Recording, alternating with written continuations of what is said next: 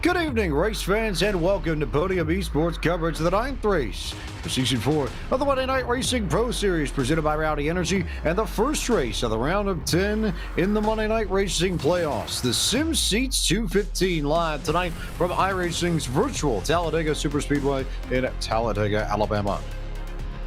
James Pike here, the voice of Podium Esports, alongside Kenneth Bueno and Jacob Hitz to bring you all the action this evening, with Ryan Bauer producing all of the visuals you will see on screen. Cameras, as always, provided to us by Dougie Beard. Gentlemen, playoff time in 2022. Happy New Year to everyone, by the way.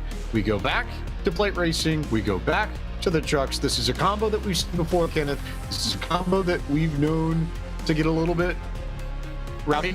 Should I say, or should I go ahead and just walk myself out now? Either case, it's probably going to be unpredictable, to say the least.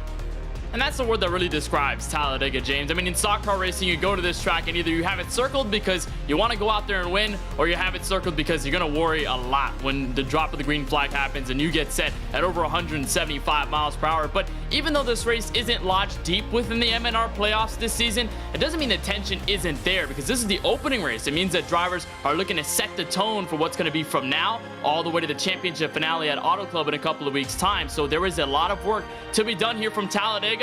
But of course, unpredictability, chaos reigns over everything at this track. And it's a bit of a strange situation that I think the playoff drivers find themselves in, because usually when we run this track in a playoff situation, Jacob, it's at the back end of a round or somewhere, not necessarily towards the very front of the playoff order and the playoff schedule. But here, I think with the way this sets up, you have a unique opportunity to where you could see some drivers trying to race to win, but you could also see some drivers trying to race to not get caught up in a big wreck and not put themselves in a massive hole in the points entering next week's race at the Red Bull.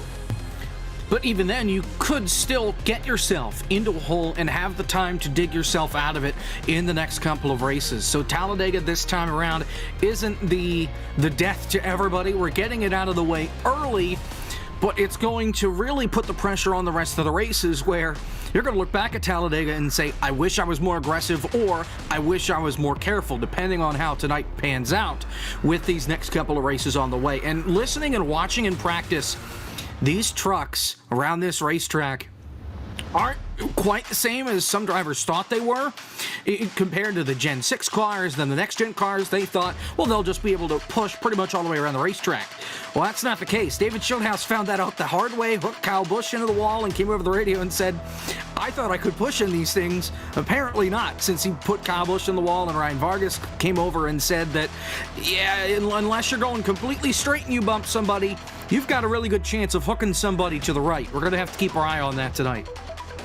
All things to watch for as we get set for action from the Sim Seats 215. Here's a look at the playoff grid. You've got Kyle Busch, Adam Cabot, Colin Fern, Josh Bilicki, Ryan Vargas, David Schildhouse, Will Rogers, Preston Pardis, Max Kennan, and Raja Karuth. Those 10 are fighting for a spot in the round of 7 that we will determine over the course of the next 3 races tonight. Then the Red Bull Ring with the Porsche 911 RSR TTLM machine next week. In 2 weeks, we'll head to Homestead Miami Speedway with the Cup car. Here are your point standings entering the playoffs. David Schildhouse picks up the most bonus points in the regular season, so he's got a 5-point cushion on Colin Fern. Everybody in the top 7 earning bonus points. Max Kennan, Preston Pardis, and Raja Karuth pointed their way in, so no bonus points for them. But again, only 9 points back of David Schildhouse, your points leader, entering this, so the spread is very, very tight. On the right side, you see the schedule for the playoffs in full. We mentioned the races in this first round of 10. You've also got Iowa with the trucks, Nashville and the Super Late models at Nashville Superspeedway in the round of 7, and the championship February 7th,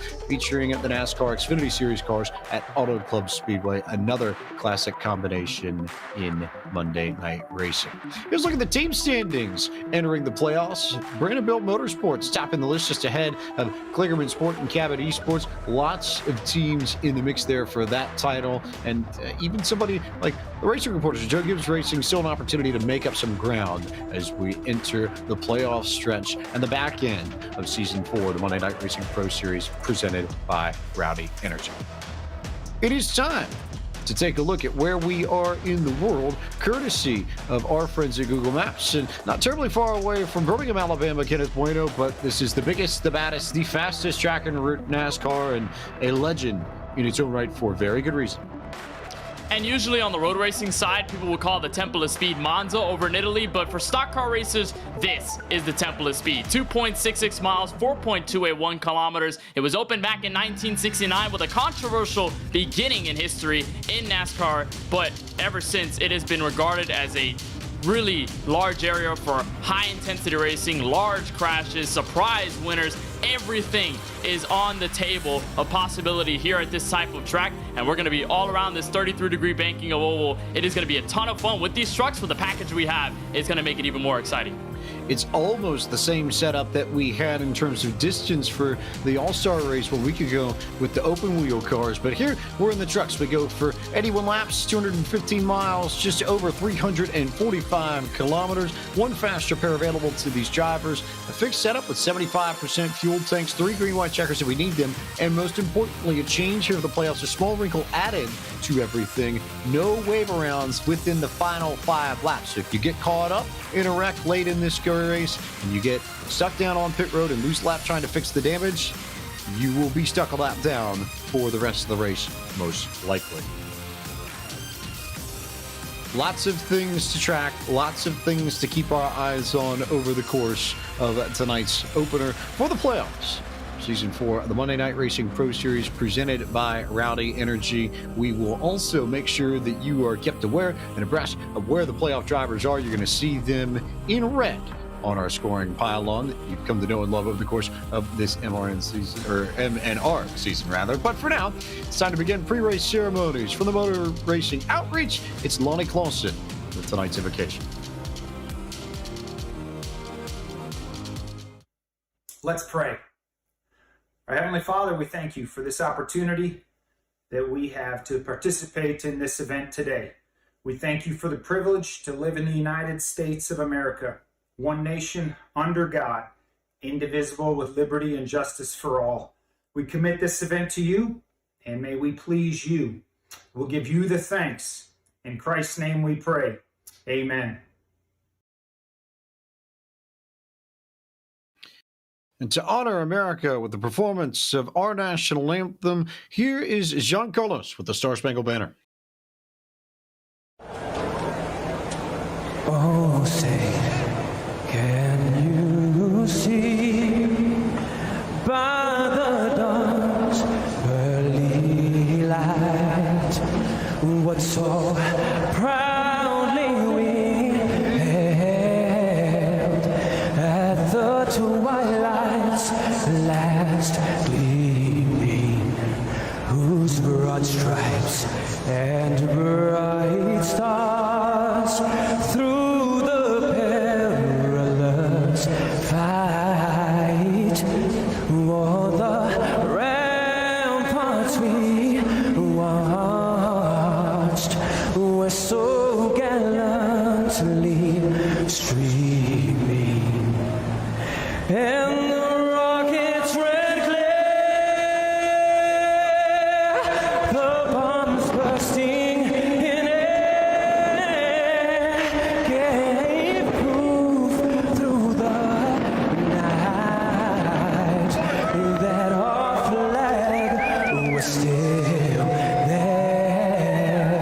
Oh, say, does that star-spangled banner yet wave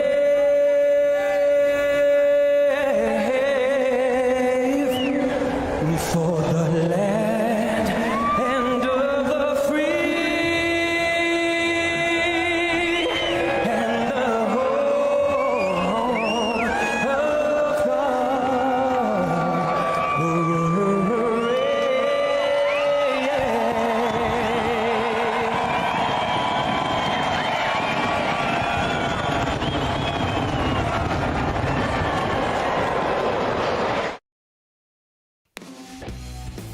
Many thanks to Jean and Lonnie for their help with tonight's opening ceremonies. It's now time to take a look at the starting grid for the playoff opener of the Monday Night Racing Pro Series presented by Rowdy Energy. The Sim Seats 215, where tonight's Beef Jerky Unlimited Pole Award on our Brian Shock Technology starting grid goes to Gary Sexton. Fast time of 55.994 seconds to take the top spot over Garrett Smithley, who will start to his outside. His former champion of MNR, Will Rogers, starts in row number 2 alongside Matt Stolnick, playoff driver from a season ago. Adam Cabot was in the championship 4 last season. He'll start alongside Rasha Caruth, both of them fighting for the title. And in the playoffs, TJ Majors, who won the All-Star race a week ago, starts alongside Brandon Brown in row 4. Final drivers at the top 10 tonight are DJ Cummings starting to the inside in 9th, and Justin Melillo will roll off from P10. Kenneth Bueno. Brian Boris Cook in the 63 will start P11 tonight, along with defending series champion Robbie Lyons in the 19 on the outside. Over number 6, Michael Massey and Max Kennan, the 27 and the 21, are the 2 drivers lining up to P14. Devin Henry out of Arizona will start in the top 15, with Joshua Slate to his outside in P16. MLB pitcher Cole Irvin will start inside of row number 9, with Gabe Wood in the 50 to his outside. Final drivers in the top 10 include the 29 of James Bickford for Charlotte Phoenix Esports and Crypto Auto Sports' Mark Rubilis in the 99. Jacob.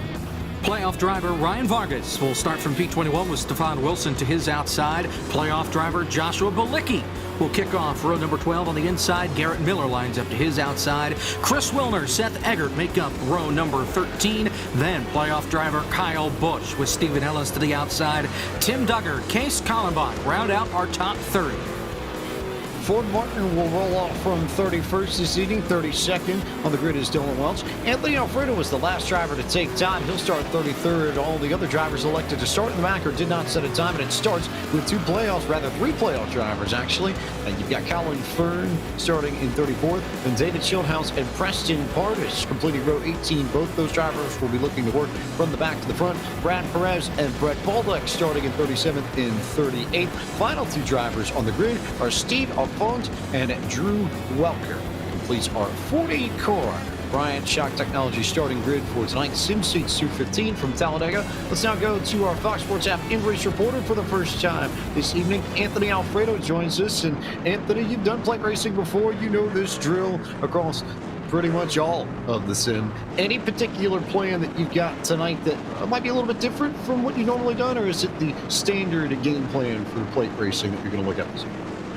A little bit of both. I usually try to take it easy if I find myself, outside of, say, the top 8 or so in the race by kind of falling to the rear, letting the wrecks happen, trying to navigate our way through there, and just putting ourselves in a good spot for the end of this race. But this time, instead of qualifying, I just figured if I was going to drop back, I might as well just start back here rather than cause any calamity by dropping out of the pack. So we'll just kind of watch from the back here, see how things shake out. It's worked for me well in real life. But I definitely want to get up there and redeem ourselves for last week in the All-Star race, because we were leading on the last lap going into turn 3, led a lot of laps actually, and just kind of got booted out of the way. But this time we do have the yellow line rule, so it should help and prevent some of that chaos at the end of the race. But looking forward to put ourselves in position at the end of this thing, so we're playing the long game, that's for sure. Any chance you might work with some of the playoff drivers around you? You've got 3 that are starting right behind you on the grid. We'll see what happens. I mean, honestly, I'm not sure exactly how it's going to go, but just have to be patient and see who we find ourselves linked up with at the end of this thing.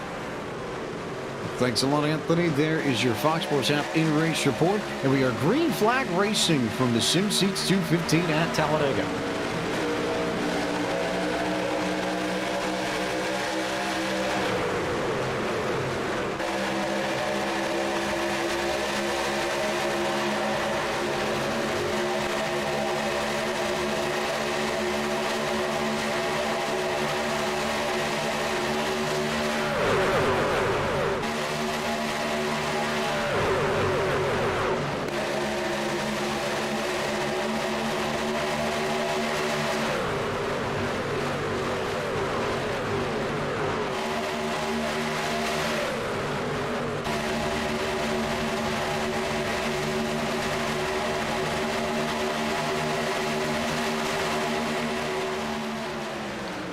Matt Stolnick there, leading this field off into one alongside Garrett Smithley and Rasha Caruth. Gary Sexton in line, all behind them. But everybody, I think, immediately trying to settle down into at least double file. Look at the back of this field, Kenneth Bueno, and there's already a tremendous amount of space way towards the back of this field. You get a good shot here down the back straight, you see just how spread out this field already is a lap and a half in.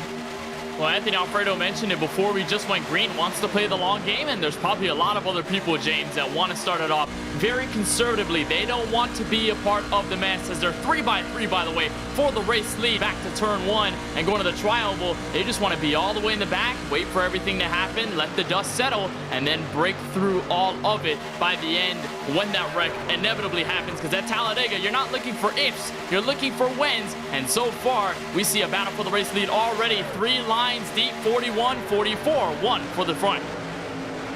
Immediately, I think we're seeing 2 schools of thought open up in this SimSeats 215. Jacob Goods, you've got about, I call it maybe the front 14, 15-ish, maybe 12 actually, is like a proper count of it, trying to figure things out. And even then, maybe less than that, you see Will Rogers to the right side of your screen already dropping back. But about the top 10 drivers look like they are actively trying to race towards the front as we go on board with TJ Cummings. Everybody else, I think, just waiting and waiting for the big one to happen in front of them so they can avoid it and be in contention at the end of this race. Yeah, we've got a long way to go in this thing, and I think Will Rogers may have a good idea, especially as a playoff driver. Get out of the pack, things calm down for a moment up at the front, but you don't know when an early accident can happen here. We see it happen more often than not at Talladega. You only have one faster pair. Personally, I think it's better keep that thing in your back pocket till we get toward the end of this deal, especially if you've got a red spoiler on your race car. If you're not in the playoffs, then I can understand being a little more aggressive because you just want to go to victory lane. But if you're in the playoffs, you're being very, very careful with that race truck. We'd rather not have to burn the faster pair early. I think that's the biggest goal for just about everybody in the playoffs, though you wouldn't necessarily know it if you look at somebody like Marasha Caruth. You can see him there just behind Garrett Smithley on that outside line, just to the right side as we go on board with Stephen Wilson.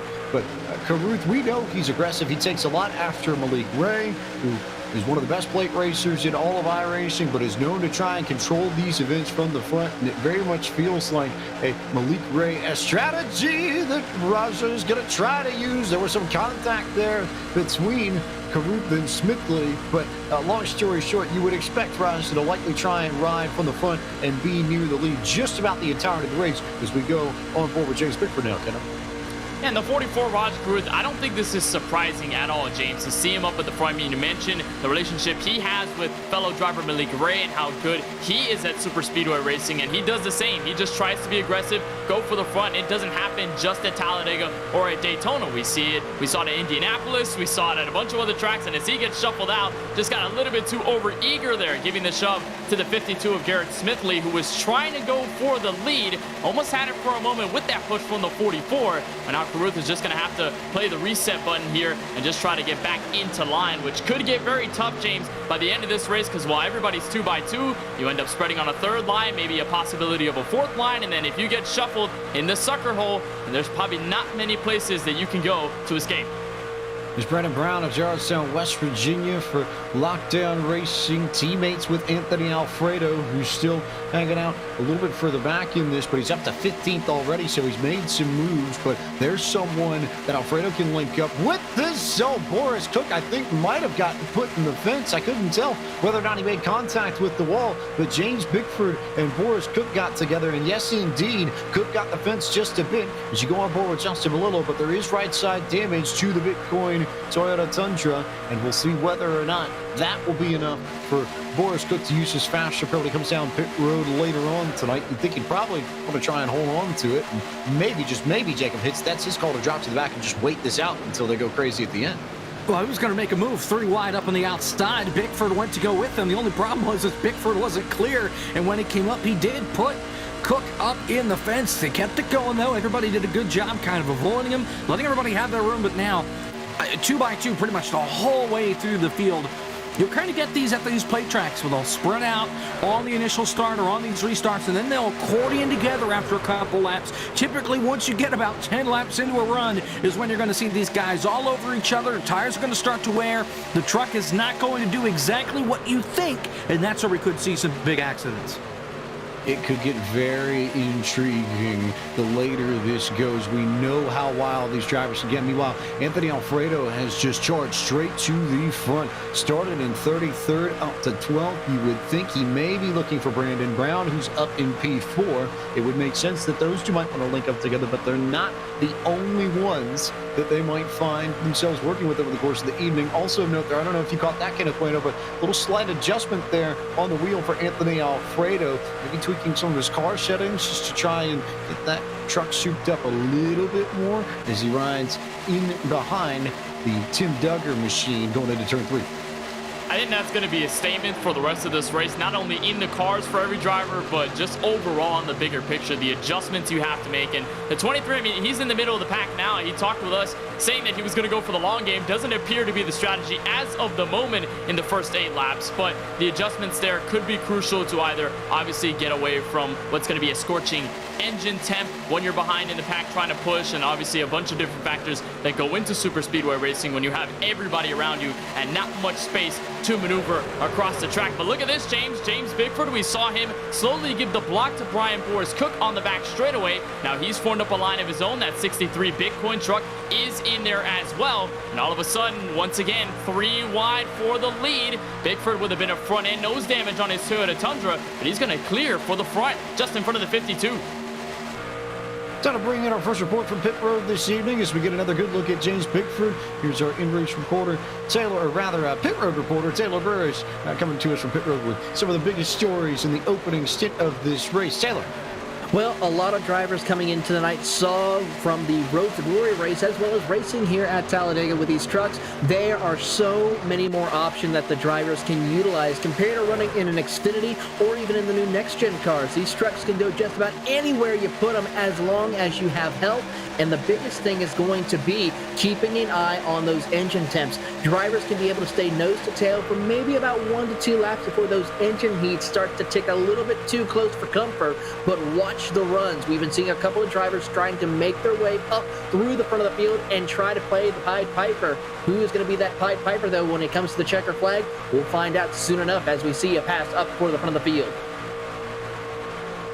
Bickford to the point. Brown sitting in behind him as we go on board with him, and they're going to split James Bickford right through the middle. And Justin Bigelow had the opportunity to go 4 wide and then thought better of it. So now leave it to Garrett Smithley to go to the front. Brandon Brown helping him on the inside. Bickford's got control of that middle lane, and then it's Tim Duggar up top with a little bit of help, I believe, from Boris Cook just behind Tim. Meanwhile, other thing of note, Kyle Busch caught the wall coming out of turn 4 a lap ago, Jacob Hitch, and there is right side damage to his Toyota Tundra as well. And I don't think they're done hitting the fence yet. These guys getting awfully racy up here at the front, 3 wide. I saw somebody, I think it was Dylan Welch, think about 4 wide before he got back in line behind Cook. Side by side for the lead for the moment. I think Bickford kind of scattering these guys around to help cool things off, at least at the very front. But that eye of the storm is brewing pretty much from 6th on back as they come off 4. Should be intriguing as Smithley now going to get stuck in the middle. Here comes Brandon Brown to the inside for a crack at the race lead at the stripe. Would be his first lap sled, I think, all season. And Brown will lead at Talladega in the SimSeats 215. Here comes Tim Duggar up from the high side, working his way down to that second groove to go pick up Garrett Smithley as they thunder through the banking at Talladega. And contact in the middle, there goes Tim Duggar into the fence with Garrett Smithley and everybody wrecking early as they all crash on the back straightaway. First yellow flag on lap 12 of 81 in the SimSeats 215, Kenneth Bueno. And already we've been looking for it since the drop of the big green flag, the big one at Talladega, and it strikes in the early laps of this race. And I saw a couple of red banner trucks, James, up in the air around on the racetrack in the middle of the mess. We'll take a look at the replay, and it all started right there. It looks like Tim Duggar got to the inside, got a little bit close, and he almost hit James Bickford, on the way before when they were 4 wide, and he was trying to split everything. And then all of a sudden makes contact, slightly hits, and then one truck goes around right there. That's the 41. Hit checks him just a bit. There's the 17 of Adam Cabot. He goes for a wild ride. There's Duggar coming back into the mess. That's James Bickford. And it is just a huge stack up, and It's not what people wanted to see at Talladega, but you have to expect it. And it started right there at the front, where you would least expect it to happen. You'd see it in the midfield and the back, but it's the front drivers that get caught up in it. Yeah, it was really, really weird. Stolnick bounces off of Duggar, and I think it almost seemed like Smithley got into the back of Duggar at the same time. It was almost simultaneous contact from Duggar's left side and from the rear, and there wasn't really much he could do. He was very much just a pinball in that whole incident. I think the bigger thing to note, some of the drivers that got caught up in that. James Bickford, we saw, was involved. Adam Cabot was caught up in that. He's a playoff driver. It's probably the biggest name that we want to note so far as the points are concerned. And then you had everybody who was hanging out back. But as they all work themselves around the racetrack, we'll see who decides to come down pit road, and we will send it down once again to Taylor Burris for more info. Looking down on pit road, as we will see the 12 of Brandon Brown lead the field down. A couple of cars also going to be joining him, as I believe it's safe to say everyone is going to come down to get that damage repair. I see smoke billowing out of one of the trucks coming down pit road. That's the 52 of Garrett Smithley, who seems like he is going to be done. He's going to have to utilize that fast repair to get back out onto the racetrack. Watching the field right here as they get to their pit boxes, because he will get hit into his. Gary Sexton requested a tow because he could not continue to enter into his pit box. As the field is also continuing, we'll see who wins the race off. It will go to Brandon Brown, followed by Josh Bilicki in second. Next up should be, as we wait to see the last few drivers working their way through, DJ Cummings in third. And then Chris Wilner will move to fourth. Lastly will be Devin Henry rounding out your top five. Bit of a mix-up here in the standings. Not a huge surprise to Talladega, given how many trucks were involved in that incident coming out of turn 2. But Brandon Brown in control of things, as we remind you that tonight's broadcast of this SimSeats 215 is brought to you by SimSeats. Since 2009, SimSeats has been designing and fabricating high-quality driving simulators, including motion systems, custom fabricated parts, and complete turnkey iRacing packages, all made in the United States of America. Their customer base includes all kinds of drivers, from amateurs to professionals, and their passion for racing drives them to build better sim racing equipment. Don't limit your track time to the weekend. Visit www.sim-seats.com for more information. And a big thanks to SimSeats signed on their title partnership in our SimSeats 215 opening race for the Season 4 playoffs of the Monday Night Racing Pro Series, presented by Rowdy Energy from iRacing's virtual Talladega Superspeedway.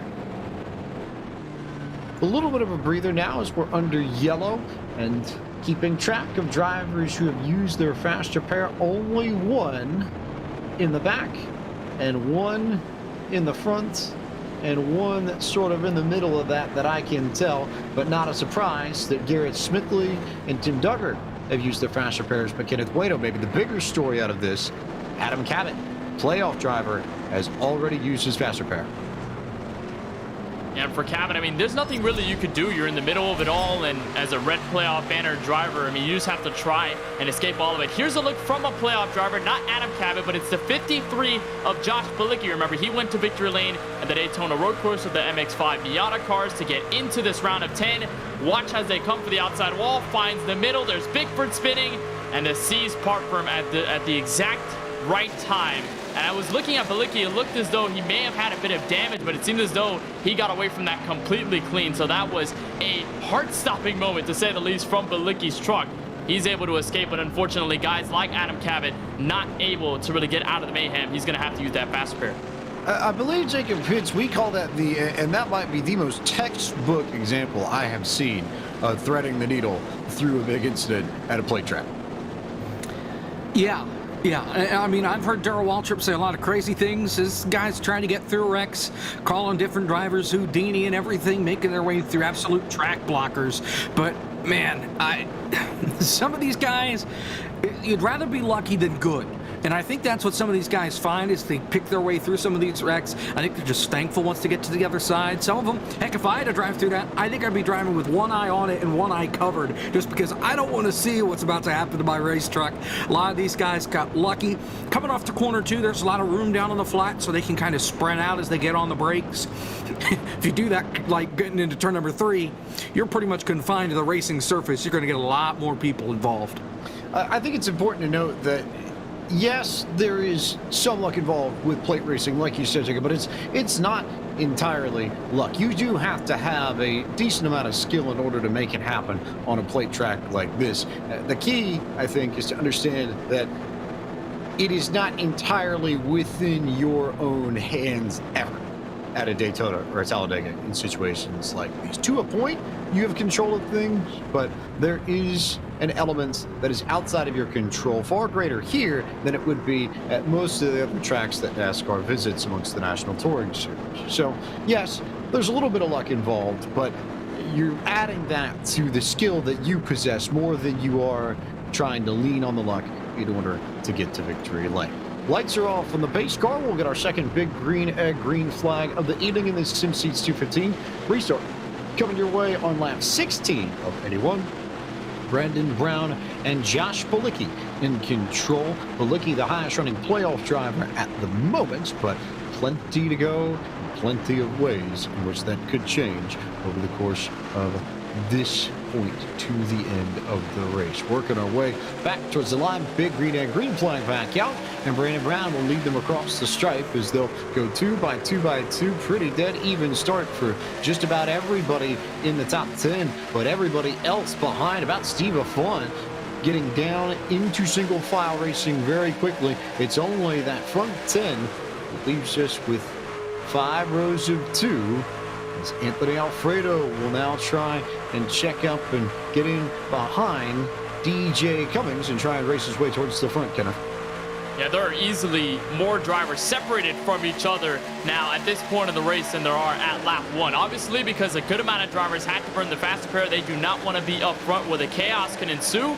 But that has opened the door for some of the other drivers to get into this. Devin Henry in the 77, he's not a playoff driver. He has nothing to lose. He's up here. Same deal for Anthony Alfredo, Ford Martin, Justin Melillo. You can also look at, I believe, Brad Perez, Steve Alfant. All of those guys at this point are going to be fighting aggressively because they have nothing to lose up at the front. They should be able to go all the way for the win. And Henry almost tried to make it 3 wide, found no help on the third lane. So it only leaves Brandon Brown, Josh Bilicki, and Bilicki the only playoff driver currently in the top 5.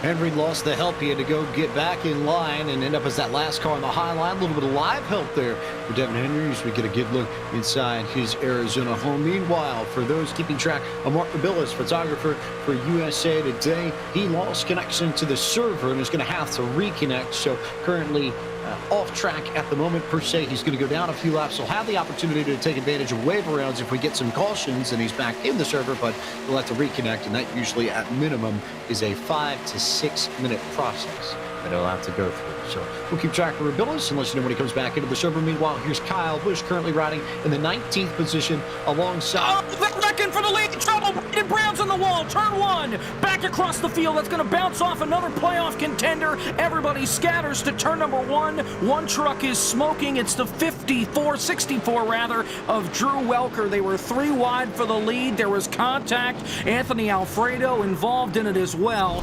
Another crash up at the front of the field. It's going to take a couple more trucks to the pits.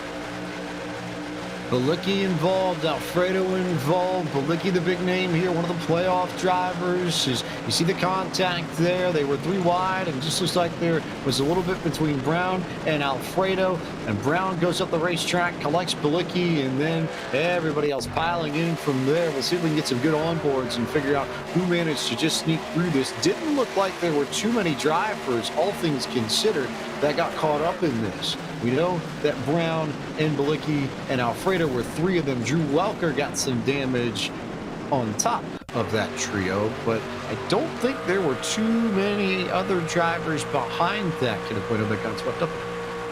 Yeah, it was a calmer wreck, I'd say, to say the least, even though any wreck at Talladega isn't calm, but you see it as you're riding on board. A huge slam there. I believe that's Drew Welker who got involved, but you saw just how they were able to manage into the incident. Looks like Alfredo tried to poke the nose in. They went 3 wide for a moment. There was slight contact, just slight, between Alfredo and Josh Bilicki. Set Alfredo's truck all out of shape. He wiggled and slammed back into Bilicki, which then got into Brandon Brown and collected everybody involved there. Look at that onboard from Will Rogers, one of the series champions a couple of seasons ago. Remember, he's a playoff driver. He needs to get through stuff like this. And fortunately, the Toyota Tundra for Space Station Gaming is barely able to walk away from that. I don't think Will Rogers is going to complain about having a lucky horseshoe. Meanwhile, DJ Cummings has the field over by turn 4. Real question, Taylor Burris, is who's going to come down pit road this time and just get a splash of fuel for the second yellow in about the last 5 laps or so? We're about to find out here momentarily. We just saw Anthony Alfredo, along with a couple of other drivers who have just completed come pit road, get their required damage fixed. And then James Bickford still out in pit road right now as well. He's waiting to be released as he now rejoins the field.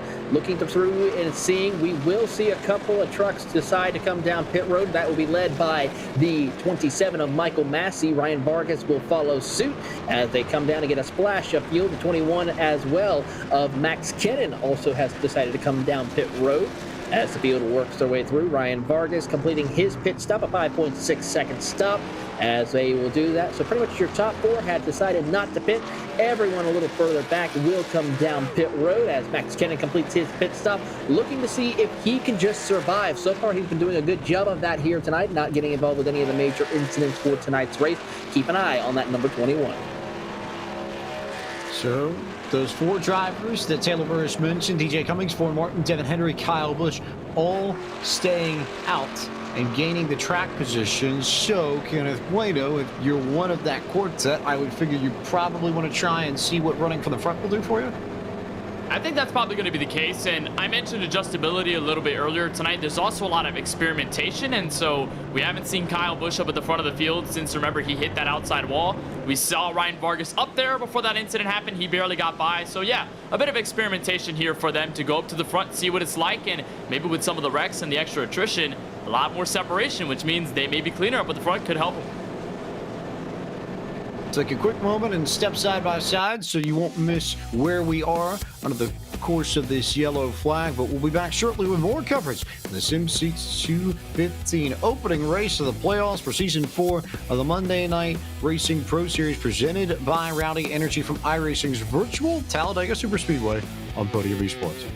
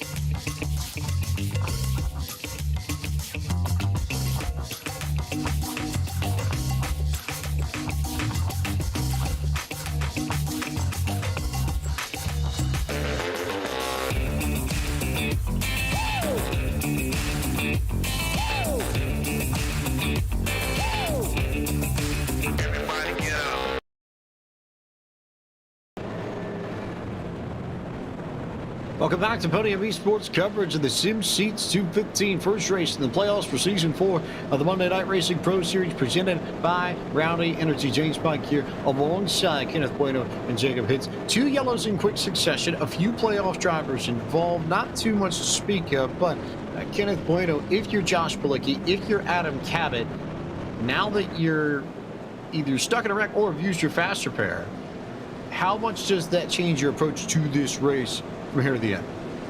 I think it changes it by a good amount. There could be some drivers that see it, get the fast repair and think, okay, whatever, this is just a setback, I'm going to still do what I'm going to do. But when it's the only fast repair you have all night long at a track that is susceptible to wrecks with these trucks, I think you really have to dramatically change the blueprint on what you're going to do. Cabot was pretty aggressive earlier on. I expect him to be a little more timid this time around. Not exactly scared, but pretty timid near the rear of the field. And I expect Josh Bilicki to probably keep it a low safe because he got stuck 3 wide there. A bit of contact with Alfredo. He had nothing to do with it in that situation and got caught up. So he just got to make sure that he can keep some of the distance between himself and others. Make sure that Cabot or Bilicki don't get involved in anything else, or else the races may be over.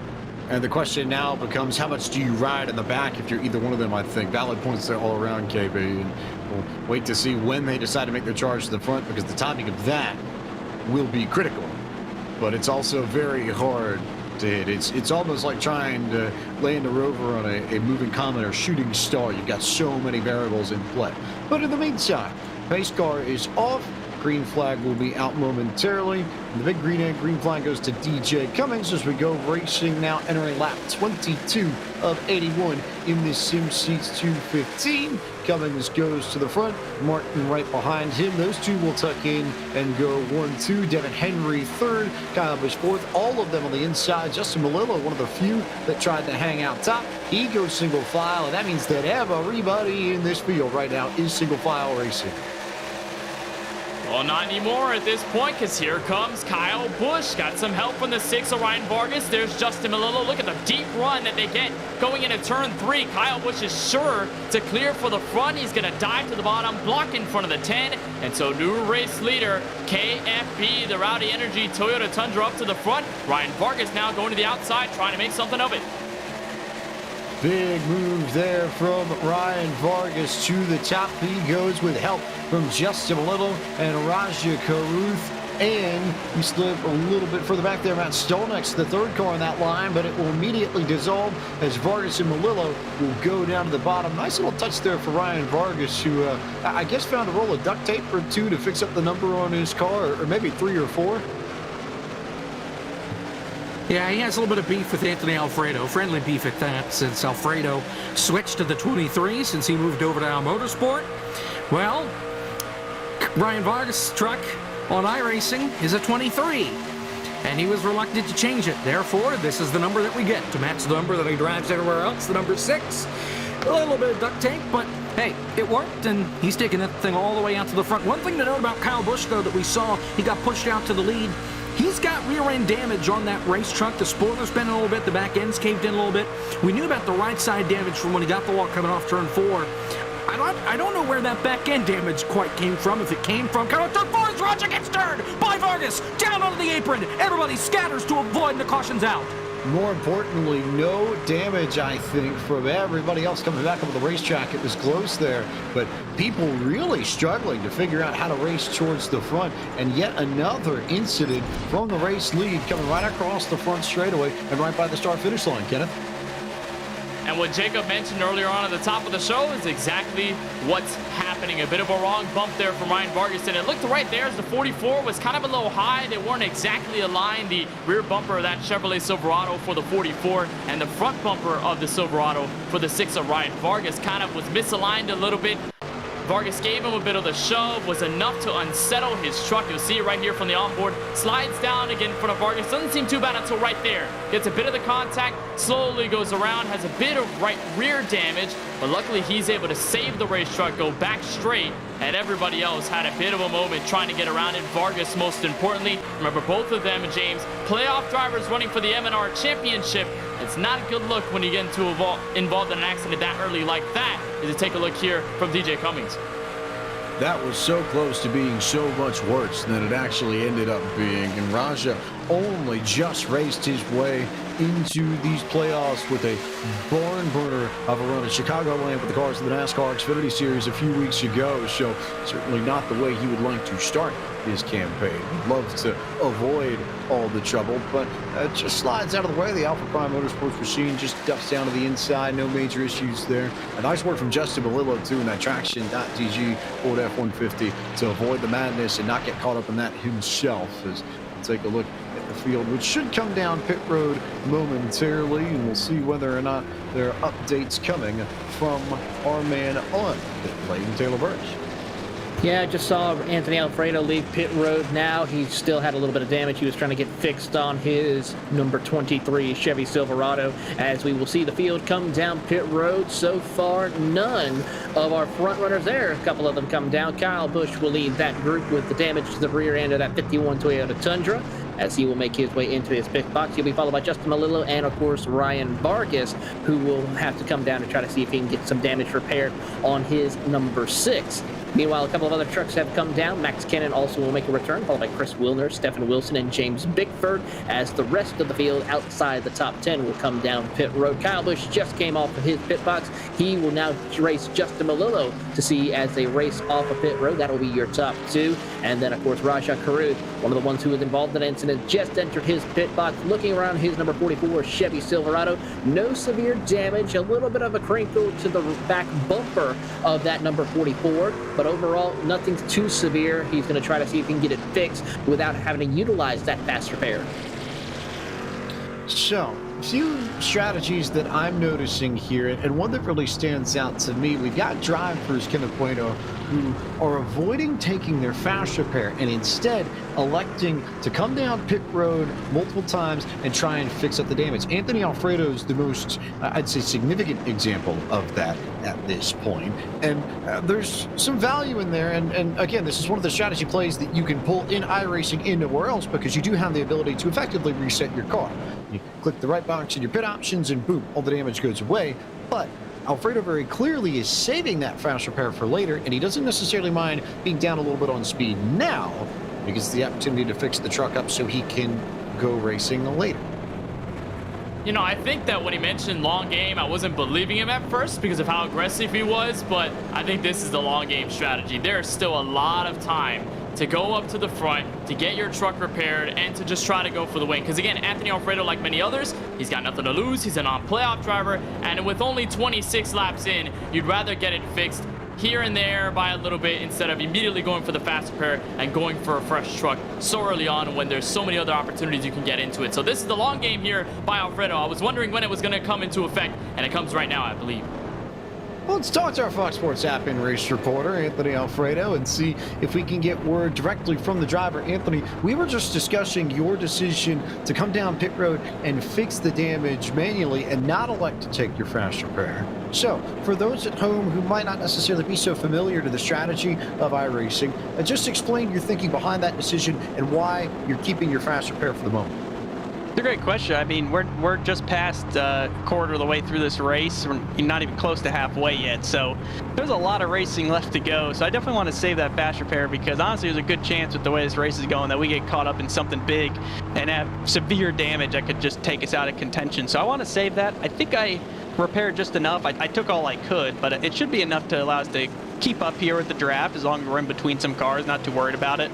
Disappointed we were even in that position. It was really because you know, the guy leading the outside lane I was behind just drifted wide multiple times in the first 2 laps. I didn't want to be too aggressive because it was early in the race, but when you drift wide like that and the guy behind you has a run, you got to expect them to fill that hole, because they can't just slam the brakes every time. And once they're there, you can't come back down either and try to block it, especially when they're at your door. So there was nothing different I could have done. I think I hate it took out some other trucks, but definitely nothing wrong I did as a clean move. People just need to not worry about their mirrors so much and worry about what's in front, hold their lane. So that's kind of what led to our damage, but we're still in it. We got some ways to go. I did tell you guys I would ride, and I guess I just kind of found myself restarting in the top 5 there. So I just kind of went for it, wanted to get our whitetail smokeless Silverado out front and get some exposure, but we'll work our way back through the field here and make it fun and enjoyable for the fans watching. Quick, before we go green flag racing, does that incident up front change the way you might approach racing at the end of tonight's event, given how things played out there?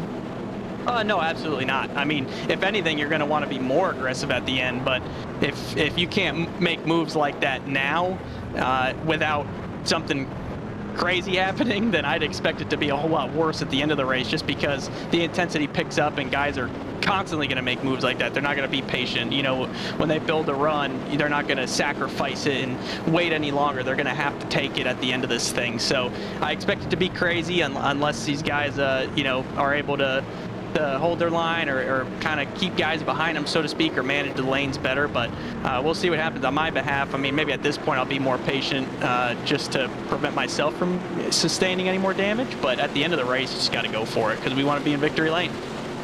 See how it all goes. There's Anthony Alfredo driving that number 23 Chevy Silverado and getting ready to go back after it. Here's we'll get another big green egg, green flag. It will go to Matt Stolnick, who will lead the field to green flag racing in the Sim Seats 215 once again on lap number 28 of 81. And yet again, everybody getting in line, getting single file. I don't think anybody really wants to race all that hard, at least at this stage. Going to point out. And I'm kind of surprised if you're seeing the only truck there on the high side, apart from what's now going to be Dylan Welch and Justin Melillo to assist on that second lane. Lieutenant DJ Cummings was not given space to go to the inside. And as we're going on this restart, it was a Crypto Autosport 1-2-3 with Stallneck, Cummings, and Ford Martin. They're still controlling both lines, which should be a positive thing for them, but they may have to defend against a charging Stefan Wilson out of turn 4. That's the 44 Roger Caruth to give him support, so Caruth not phased by the last caution. Stefan Wilson to the front of the field.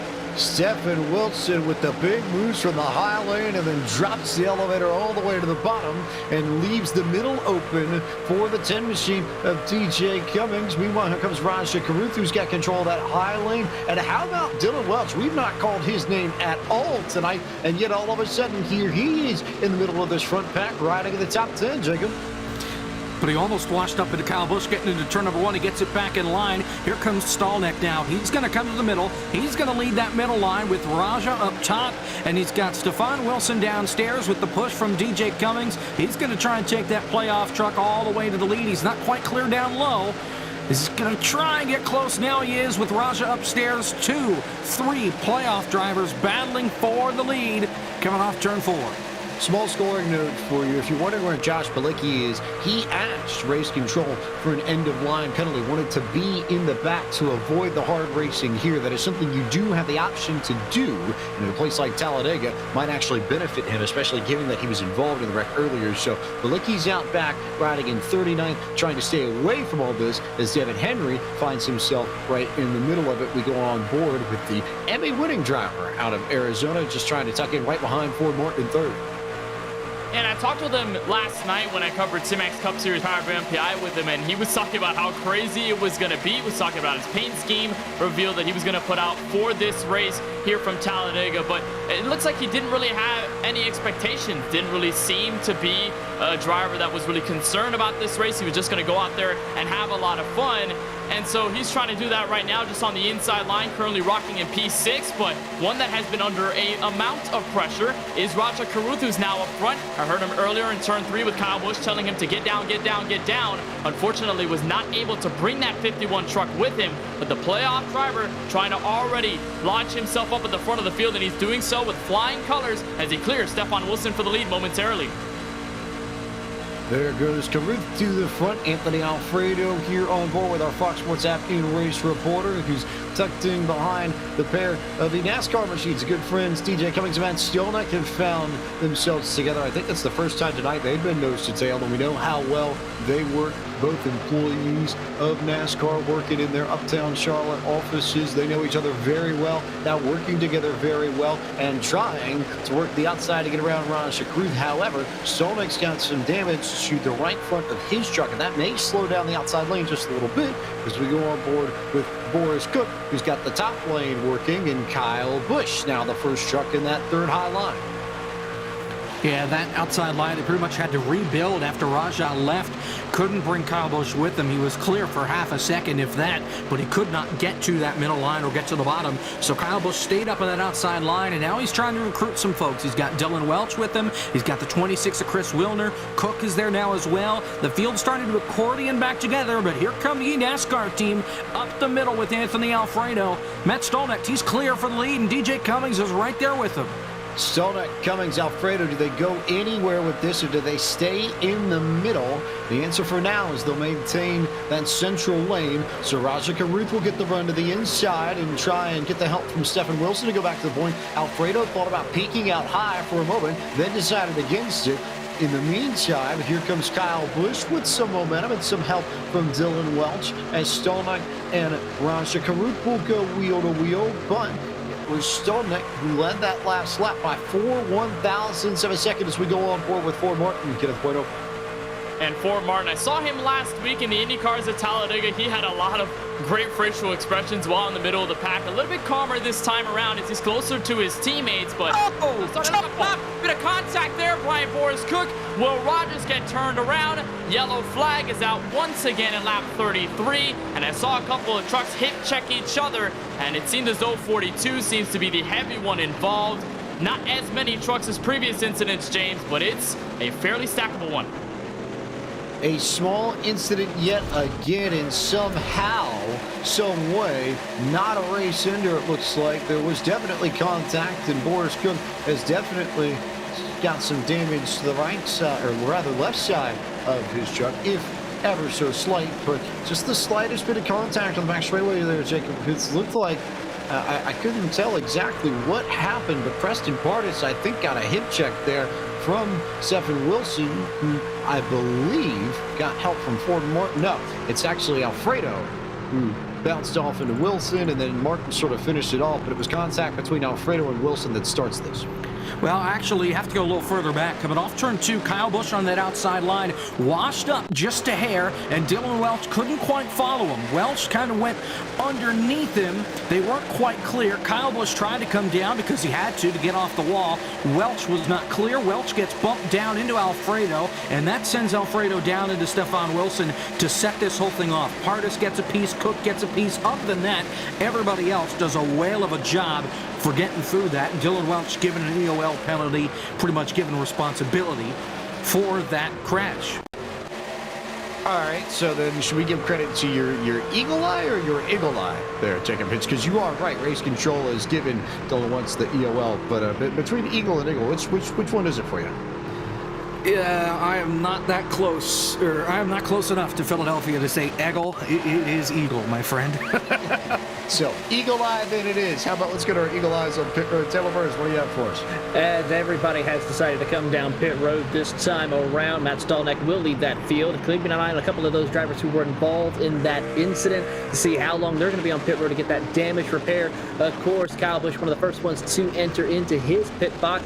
He just finished his pit stop with a 6.2-second pit stop, and he's going to fly out with the race off of pit road. Matt Stallneck and Rajat Caruth and Anthony Alfredo will round out your top 4. Throw in DJ Cummings, your top 5, but not surprised to see him just choose not to utilize that fast repair just yet, but he's going to be able to come his way through. One thing to keep in mind is a lot of these spotters here, drivers are utilizing live spotters to help them get through some of these issues that they're having on pit road. And it's going to be interesting to see how they're going to be able to work their way through, as we're not even at the halfway point of tonight's race. A lot of drivers not too happy about the incidents happening this early on. Still a handful of laps away from halfway, as we remind you that tonight's broadcast of the SimSeats 215 for the Monday Night Racing Pro Series presented by Rowdy Energy is brought to you by Rowdy Energy. Two-time NASCAR Cup Series champion Kyle Busch and Beverage entrepreneur Jeff Church have collaborated to develop the drink with a proprietary enhanced energy formula consisting of time-release caffeine, sugar reduction ingredients, amazing taste, and hydration levels above the leading sports drinks. Rowdy Energy is a cleaner, smarter energy drink, and you can visit rowdyenergy.com to place your order today. And if you text the number with the letters M and R to 855-856-7912, you'll get 15% off your first order at rowdyenergy.com. As always, we've got a 12-pack of Rowdy Energy to give away. Once a week, we do this to our most active fans on Twitter, and tonight, big winner is NASCAR Forever 88, who has a busy schedule babysitting a 4.5-year-old Monday, Friday, 8:30 a.m. to 12:30 p.m., and then go care for a 95-year-old from 3 to 9. Could use the energy, I think, in that sort of case. So, congratulations to NASCAR Forever 88, tonight's winner, the Rowdy Energy 12-pack. And if you want to be a winner, get involved. Tweet about Monday Night Racing on Twitter and tag Rowdy Energy in the process. Big green flag going to come out here on lap 36 of 81, and Kyle Busch, who, oh, by the way, won at the last points race that we had here at Talladega. Up and Adam and going. 2 green flag racing we go. 2 cars racing in line for second. 2 cars stuck on that high line, and now there goes our friend to the bottom to leave Matt Stallneck all by himself. Well, 2 James became 3 on the bottom side. Roger Caruth giving a slight shove, almost got to 51, way out of shape going into turn 1. But everybody single files ahead for the Alabama gang super stretch. Alfredo has a bit of help this time by on that back straightaway. Give it 2, 3, 4 cars this time. And now he's going to make a formidable high line up here. Here comes Gabe Wood, Justin Malillo, Busch got shoved a little bit there, tagged the apron, and Alfredo nose out ahead for a moment. That was a bump from Raja Caruth. Can't be too surprised on that one. We know Caruth's going to be one of the most aggressive drivers at the front of this field. He wants to lead every single lap. He might be the only one that's trying to lead every single lap outright. He's giving Kyle Busch 1 bump, 2 bumps. I think I've seen 3 bumps here just in the time they've exited turn 4 and gotten back to the start-finish line as they'll go 3 wide at the front. Here comes Ryan Vargas to lead that high line with a little bit of help from behind. Jacob Hitz. I talked about in the pre-race, too, how there was contact between Shothouse and Kyle Busch that sent Kyle Busch up the hill. It was a bump, kind of like what Raja's doing here. I'm getting a little worried because either Kyle Busch can't quite handle the bumps, he's not quite used to how these things handle, or he's just getting the crap pushed out of him by Raja Caruth, and he may need to back off a little bit. Now he does, maybe got a little hot, but here comes Alfredo with the 4-1 and the 10 pushing him up on the high side. Anthony Alfredo, who, remind you, got caught up in that wreck entering turn 1 earlier on in this race and still has the damage, albeit repaired a little bit. Hasn't used his fast repair yet. Same for Kyle Busch. Both of them had the fast repair in the bucket, and it's 2 damaged cars leading this pack. And it's Kyle Busch that's going to get the lap led that time by. But Alfredo here has a decent amount of help. Those 2 drivers just behind him are definitely not the drivers that you would expect to see up at the Superspeedways, but they have done well over MNR history. The 41 of Matt Stolnick, he was an Xfinity winner at Daytona last season. TJ Cummings took a race win at this track, by the way, James, with the Indy cars a couple of seasons back. So those 2, a decent pair to go up to the front this time. Alfredo, though, is going to clear with the 44 of Alfredo. Give him a bit of a shove that'll send him a little bit sideways going into turn 3. But the 44 of Raja Caruth, despite the incidents, despite what's been happening, he has been unfazed, and he is still up at the front of the field. Now Stolnick has help from his teammate in that second line. Stolnick and Cummings working together again. How many times are we going to call that pair at the front of this, Jacob Hitz? That's what I think these drivers are really going to need to watch out for, because at some point in this race, you're going to need help from teammates. It feels like a very, very big display and show of strength from Stolnick and Cummings that they found each other this quickly and are working this well together right at the pointy end of this field. Well, once we get past this halfway point, your friends are where you find them. And if you can keep your friends close to you up until the end of this thing, like the 41 and the 10 have pretty much done over the last 20 laps or so, they're going to be in pretty good shape. You saw Raja Caruth, he jumped to the high side. That puts Anthony Alfredo out in front with Kyle Busch giving him the help. Raja going to pick up the 2 friends in the 41 and the 10, try and build some momentum up on that outside of the racetrack and get himself back up to the front. And I suppose, to build off of the point that you just made, Jacob Hitz, later on in this race, you are going to find out who your friends are. You're going to find out who's going to drop everything and run out to the front with you, crank up their trunk, and hit the gas and get their fast, and so on and so forth, as we get our first musical reference on Podium Esports of 2022. Raja Caruth in control of this with help from Kyle Busch just behind. Alfredo's taking control of that top line, and looks like Raja Caruth now wants the middle lane or the top lane, or maybe just a bump there from Anthony Alfredo. Remember, those 2 had a bit of an incident at Chicagoland a few weeks ago that kept Alfredo out of victory lane, and Caruth was the one who ended up in the playoffs. But that's something I think we're going to have to just remember here over the course of these next few races, because you never quite know if and or when payback might come. And you know what they say about race car drivers, James, that they have the memories of elephants? Well, definitely Alfredo is going to remember that incident at Chicagoland with Raja Caruth, and maybe he's working with him now, but it may not be the same story as you approach halfway in this SimSeats 215. Maybe later in the race, you'll start to pass him off, start to dump him off to a third lane or the sucker hole, and we could see that 23 move up to the front and ditch the 44 entirely. Remember, Alfredo has nothing to lose as a one not contending for this MNR title. Meanwhile, Raja Caruth has to worry about a lot, because if he loses points, that's going to put him in a deep hole going into a combo that he is not necessarily too experienced in, the Porsche 911 RSRs at the Red Bull Ring. That could be a very different challenge, and if he doesn't get the right step at Talladega, it's going to really hamper his ability to move on to the next round. But right now, they seem to be content. Everybody seems to be calm. Caruth trying to spread it up to the top, and now he gets put in the black hole because it looks like Matt Stolnick has cut to the middle. He's got the help from his Crypto Autosport teammate, and so 23, 41 at the front, 44 stuck in the middle with no help. stuck in the middle. He is across the halfway point. We are, and that means it's time to bring you our iRacing Midway Race Break, which as always is brought to you by iRacing, the world's premier online racing game. iRacing puts you in the driver's seat to experience today's newest form of competitive motorsport. Virtual racing, all from your home PC. Race virtually in Australian supercars, IndyCar, NASCAR, and so the world of outlaws and more. Just a note here, with the way things go at the plate tracks, we're going to try and cover this as best we can, but positions are fluid, so we're going to give you the running order at the last time they cross the stripe. That means Anthony Alfredo was your race leader ahead of Matt Stolnick, Kyle Busch running in the third spot, fourth to DJ Cummings, fifth is where you'd find Justin Melillo, Rasha Caruth was sixth, seventh Brandon Brown, eighth Devin Henry, Ryan Vargas, and Chris Wilder completed the top 10. All the way back through P11 at the start-finish line is Dylan Welch in the 14. 12 will belong to the 12 of Brandon Brown. Chris Wilder currently rounds out the top 13. Double! Here comes Alfredo into Kyle Busch. The 10 of DJ Cummings is in the fence. They save it. Oh, no, they don't. Oh, my gosh. There goes Cook to the moon. Oh, a huge crash in turn 2. Caution's out. We tried to get the midway race. We did. we tried, but fate said otherwise, and that is likely race over for Boris Cook, who had already used his fast repair. Big run up into the fence for him. Kyle Busch also caught up in this. Looks like DJ Cummings got a piece of this. Ryan Vargas as well. You get a good look here at the overhead. There's Cook flying in the back. Kenneth Plato, but a handful of important drivers to the race so far caught up in this. We get a good look at how this all develops from the front straightaway all the way to the incident in turn 2.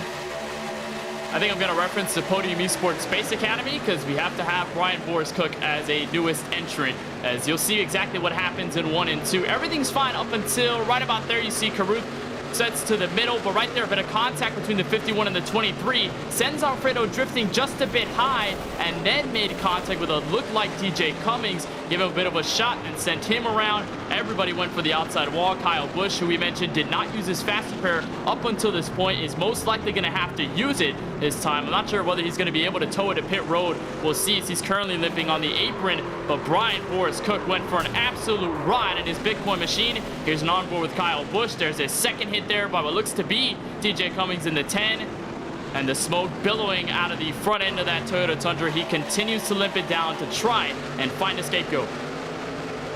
And again, a friendly reminder that these drivers do have fast repairs available, so even though Kyle Busch was caught up in that wreck, he can use his fast repair to keep himself in this race and not have to worry about the damage, and you would figure he may well just. But as it stands, Kyle Busch still in contention. Everybody that's got a fast repair still in their pocket is, in theory, it's Boris Cook, who is the one driver who is really out of contention at this point. Everybody else still has a chance at this. Meanwhile, leaders are coming down pit road, means we get the chance to come down to Taylor Burris. Taylor. Certainly do indeed. Watching a couple of cars that are still trying to beat away on their race cars. Anthony Alfredo trying to get that damage repair, as Justin Melillo will lead the field down as Kyle Busch exits off of pit road to try to stay on the lead lap. It's going to be a tough call for him as he now exits off pit road. But here comes Melillo into his pit box. A little bit of damage to the 53. He will take that fast repair to be able to continue on his way as the rest of the field continues on their pit stop. Here comes Melillo out of his pit box. Caruth will try to race him off, and as they do, it'll be Devin Henry, Raja Caruth, who will be your top 3. We'll see who else follows. Matt Stolnick and Brandon Brown also round out your top 5 as they race off of pit road. So, drivers coming off of pit road, everybody's shuffling around, and let's go back and try and touch on our running order now that it's a little bit more settled. We're under yellow flag, so we really can't give you a good read on who is where. And it starts with Justin Melillo, who will be scored as the race leader when we go back green flag racing and get our big green and green flag. There's a good look at the driver out of Port Jefferson Station, New York, running for Traction.gg. It is Ford F-150. Devin Henry, we've seen a few times tonight on camera already. He runs in second. Rasha Caruth is scored third. Driver out of Washington, D.C. Brandon Brown for Shaw is in fourth at the moment. Fifth is where you'll find Matt Stolnick. Dylan Welch currently rides in the 6th position. 7th belongs to Garrett Smithley. Seth Eggert holds the 8th position. 9th goes to Ryan Vargas. And 10th to Josh Slate. Tim Durger currently sits in 11th. Gary Sexton just behind him in 12th. Actually switched that. 13 of Sexton. Actually, he's in 12th. Stephen Ellis is in 13th. Ford Martin is in 14th. Brett Baldick in the 4 rounds at the top 15, followed by defending series champion Robbie Lyons in 16th. 17th to the 42 of Preston Pardis, TJ Majors, Stefan Wilson, and Brad Perez to your top 20. Max Kennan, the playoff driver, sits in 21st with Steve Affont in 22nd, Michael Massey 23rd, Mark Rebellis in 24th, David Schildhouse, another playoff driver, he sits 25th, then Chris Wilner, Cole Irvin, Josh Balicki, James Bickford, Will Rogers, your top 30. Gabe Wood sits in 31st. Adam Cabot holds 32nd. Case Gallowback currently in the 33rd spot. DJ Cummings 34th. Drew Welker racing in 35th. At this time, 36th belongs to Colin Fern. Anthony Alfredo 37th. Garrett Miller 38th. Kyle Busch just off of pit road in 39th and at 40th. And presumably out of this race to Brian Boris Cook as we get set for a big green egg, green flag. That concludes tonight's iRacing midway race break with over 190,000 drivers on the service and over 90 laser scan tracks and cars to choose from. iRacing is your portal to the racing world. Get on track today at iRacing.com. Everybody gets down to single file racing as we work lap 46 of 81. Now working our way inside of 40 laps to go. We'll see where that outside line begins to develop behind just him a little. Nothing coming yet, but here comes Raja Karuk with the big move as Devin Henry went to the inside. I think that faked out a few people behind those two, but it's Karuk with that big run and the big help there from Brandon Brown. Looks like Matt Stolnick's going to tuck in right behind. Dylan Welch is up there. Nearly got a punt from Ryan Vargas, but 2 lanes coming back into it, and Vargas will drop down to the bottom. Will go on board with Molillo, who currently sits in 3rd. And that was almost inevitable there on the restart. The 53 got a huge jump, which means out of turn 2, everybody who lines up is just going to get the huge one. They're going to try and slingshot. And of course, the 44, who wants to command this race, shot out in front, trying to take the lead away, but not before Brandon Brown in his Simpsons car gets up to the front. There he is going into turn 1, but it was shoved there from the 44. But he's going to be able to command the field for a moment. Third line had some hope with the 07 of Ford Martin, but it looks like that inside lane all mostly single file. You can tell the intensity of the drivers has slowly cramped down just a bit. Maybe not anymore, because here comes Stolnick with some help from Ryan Vargas. Big run there for Stolnick in that outside lane. Look at the push he got from Ryan Vargas, and Dylan Welch, who's having one of his best runs in Monday Night Racing in a long, long time. Vargas is going to go try and make that 3rd lane work. Not going to get the help from Dylan Welch, so here comes Brett Aldeck, another name we've not called much tonight, but here he is now running in the top 10. He'll try and tuck in behind Vargas. Stolnick's going to go to the middle. Duggar's going to try and drag him up to the front and side draft off of Justin Molillo, and Raja Karuth immediately sees the run that Duggar's going to get, is going to go topside as you get a good look on board of Brett Baldeck out of Fox 46 in Charlotte. Drive out of Rochester, New York, originally just tucked in behind Dylan Welch, currently running in the 10th position. Man, Brandon Brown got the apron trying to avoid Raja Karuth. Karuth came down a little bit. I think he may have gotten a little bit of help from Tim Duggar, but man, Brandon Brown came over the radio and said, I can't go any lower. That was almost yet another crash up at the front. And, you know, Tim Duggar, we haven't seen him in a couple of weeks. He's up here at the front now, picking up pretty much right where he left off the last time he ran. Now he's got Ford Martin right in behind his Stolnick. He's going to try and regroup with the 14 of Dylan Welch off turn 4. Good look here at Ford Martin, looking a little bit calmer and cooler than I think we've seen him. Kenneth's right. He has been more animated in some of these shots than previous races, and even earlier tonight was talking a little bit more, but you see the focus. It almost feels like the intensity level is beginning to creep up just a bit after a very stop and start opening 50 laps or so to this race. But everybody's starting to put their serious faces on. They're going to try and plot their way towards the front for their final run. This is about the time of the race, Puerto, if you're going to start making a move to the front. This is about when you need to make your moves, at least initially. Don't have to necessarily press hard yet, but you need to have a game plan set at about this stage. Yeah, definitely. This is the setup portion of the race. Usually at Superspeedways, or really in any sort of race on the stock car side, or even on the roadside, you're just setting things up for what's going to be your final plans. You're already looking around and saying, okay, who do I want to work with? Who have I been working well with all night long? And who do I maybe want to lend a hand out to get a friendship going and potentially work together to get to the front of this field. And what I'm also looking forward to is how the playoff drivers get to the front of the field, because if you're looking at the top 5, only 2 of them are outlined in red on the ticker on the left side. So that means everybody else in that round of 10 is definitely beneath the top 20 or somewhere among the field, just meandering around. So they, I think, at most importance, James, have to set this thing up, because if they can't, then in the final 32 laps, it is going to get ultimately tough to regain all those points next week at the Red Bull Ring. And speaking of playoff drivers, that's Kyle Busch being lapped by leader Brandon Brown. So Busch goes a lap down. Remember, we do have wave rounds. If we get a yellow outside of the final 5 laps, Kyle Busch at this point would be the first truck 1 lap down, would have the opportunity to get his lap back. However, we don't get a yellow between now and the final 5 laps of this race, and he's stuck in the same spot. He's just going to have to try and race his way to the front. But I think he saw exactly what Ron Shakaruth was doing and saw the weaving and bobbing that the Alpha Prime Chevy Silverado is moving and shaking with at the front of this field, and decided to have nothing of it. But it's working well for Raja. He's got help from Tim Duggar. They go to the outside of Brandon Brown, and back to the point goes Ron Shakaruth in the Sim Seats 215. Yeah, Raja's been really fast all over the racetrack when he's pushing, when he's the pushy. On the receiving end, he has really been strong. These last couple of weeks since Chicagoland, that 44 has been freaky fast, and that thing, it's going places. And, you know, he barely made the playoffs. I think he's going to ride that momentum pretty much the rest of the way as they lap DJ Cummings here as well.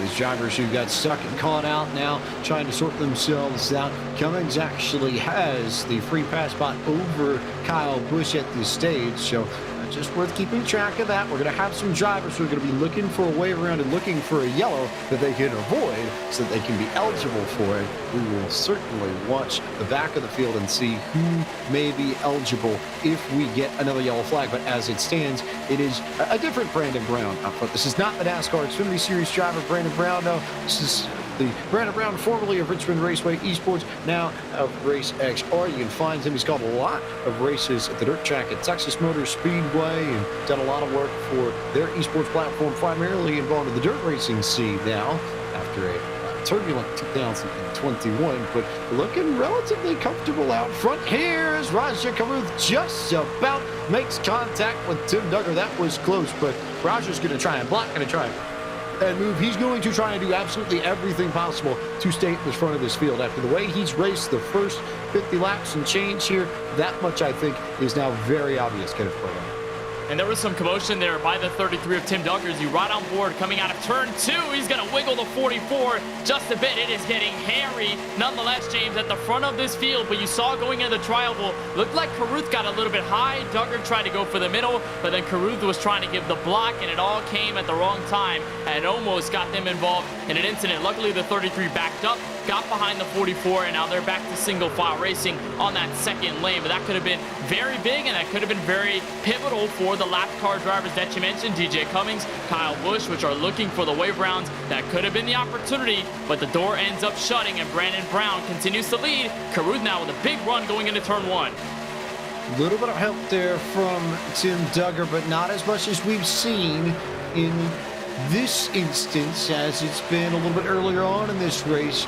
We've seen those two trucks at the front, especially in that outside lane, tucked up more together as we take a look at Stephen Ellis, who won at this track 1 season ago off of surviving and avoiding the major wreck on the last lap. We'll see if someone can pull that card tonight, but he's got a victory in M&R competition in his career, looking for his second career victory at Talladega tonight. Meanwhile, they've gone single file amongst the front 3, and I wonder if people are starting to notice what Raj has been up to, and I wonder if they may be trying to maybe just leave a little bit of breathing room here, maybe not necessarily race right up with him. I think they know he's fast, but I also am not sure if anybody wants to quite match his level of aggression, at least at the moment, though that could very obviously change over the course of these final 27 laps.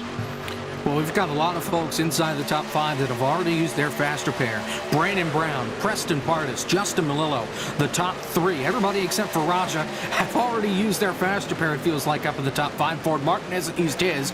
Neither has Dylan Welch. Tim Duggar used his, and he has dropped back here in the field as Preston Pardus is going to get pushed all the way up to the front, but here comes the 12 of Brown back on the inside. We've not said Preston Pardus' name a lot. He's used his fast repair. He's a playoff driver, and he's got help behind him in Raja Karutsa. 2 playoff drivers in that outside line. Meanwhile, Taylor Burris, what do you have for us from pit road? Well, speaking of Preston Pardus, he actually does have a similar win at a Superspeedway, racing in super late models at Michigan. Of course, that's more of a Superspeedway style racing like we see these trucks here at Talladega, so don't count him out. He knows a thing or two about getting around these Superspeedways, as he's going to work that outside with Raja Karuth. But also, one thing to keep in mind is watching some of these spotters working here tonight. We got a bunch of live spotters. Brian LaPrade spotting for Anthony Alfredo out here tonight. We have a couple of the Road to Glory drivers spotting for their Pro Series competitors, such as Bailey Turner for Adam Cabot, Tom Miller for Max Kennan. It's incredible to see how they're trying to work their way through and also try to wheel and deal, trying to find people to work with when we get closer to the end of tonight's race. Keep an eye and see who these dancing partners will be. Figuring out those combos, oh so critical to finding success in the plate tracks. Meanwhile, there's Dylan Welch. Gonna get turn rather. Preston Pardus down into the grass. Does anybody else go with them? No. So a kerfuffle in the middle of the lead pack, but will stay green flag racing because those two spun off of the racing line. So no need for race control to throw a yellow. It was interesting there between the 2 playoff drivers, and you'll see it right there. That's just behind the 44 of Caruth. Looks like Dylan Welch just gave him a bit of the nose, even though Pardus was just trying to, I believe, side grab just to get some more momentum going back to turn 1. Looked like they made the contact. The 42, as you mentioned, used a fast repair earlier on tonight. Got a bit of damage on his side of his Chevrolet Silverado. Luckily, though, saved the truck. Everybody else is clean, and we're going to stay green. The only real detriment is going to be track position, as now here comes fellow playoff driver Raja Karuth back to the outside. Help here from Mark Ribelis.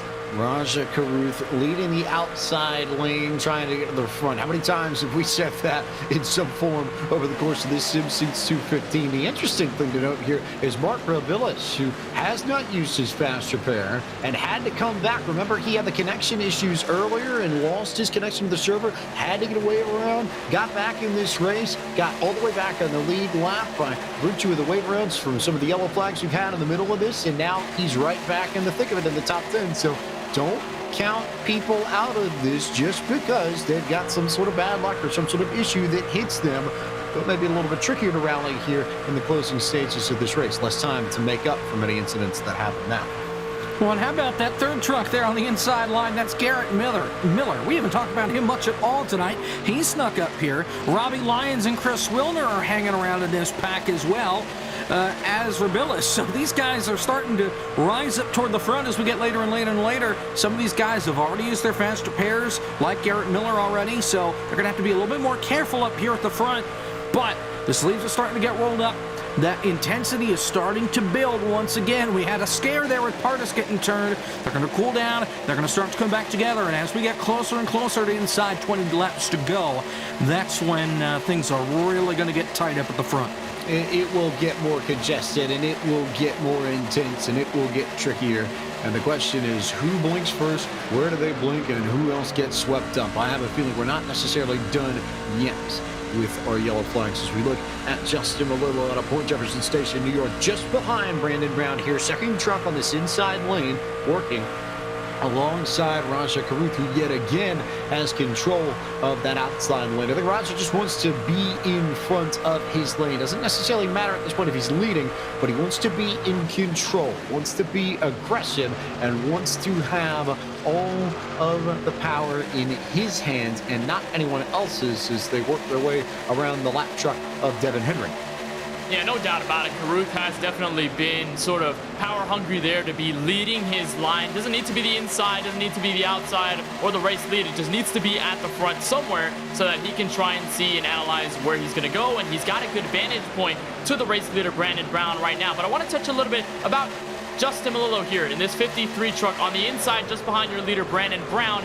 He lost by probably less than a foot to TJ Majors just last week in the Rowdy Energy All-Star race using the Indy cars right here at this very track of Talladega. And I can imagine that Melillo hasn't been hanging around here for no reason. He's been close to the win before, non-points or points race, and he wants to be able to get some of that vengeance, get some of that redemption, and be able to position himself to the front of the field, and he's doing a solid job of that right now.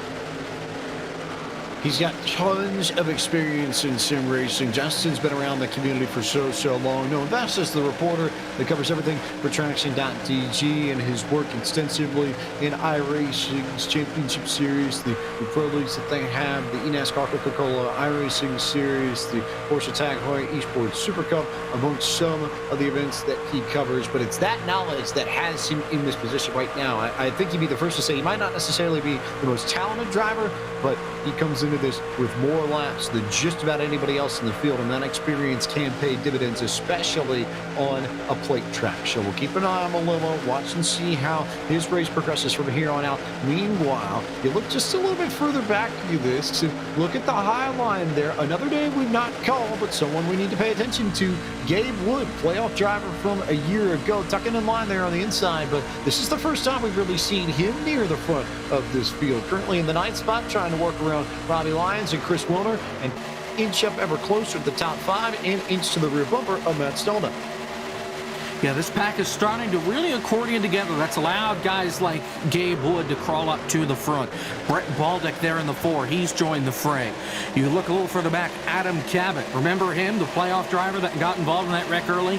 He has caught on to the tail of this field, was making some big moves to get into this position.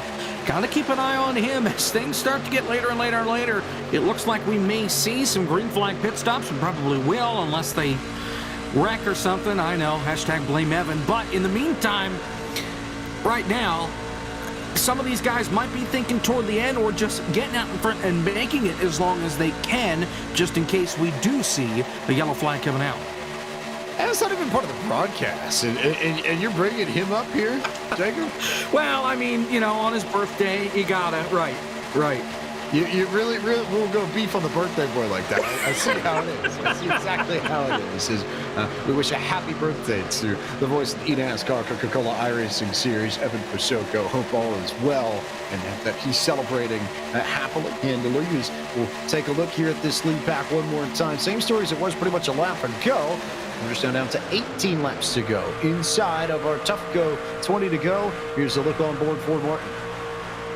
Yeah, Ford has been close to the front now. He's going to give support to the 44, and I don't think he's going to do anything crazy right now. There's a look on the left side of how he's experiencing that. A bit of commotion there to his team, and up there for the 44s, he's giving him the shove out of turn 2.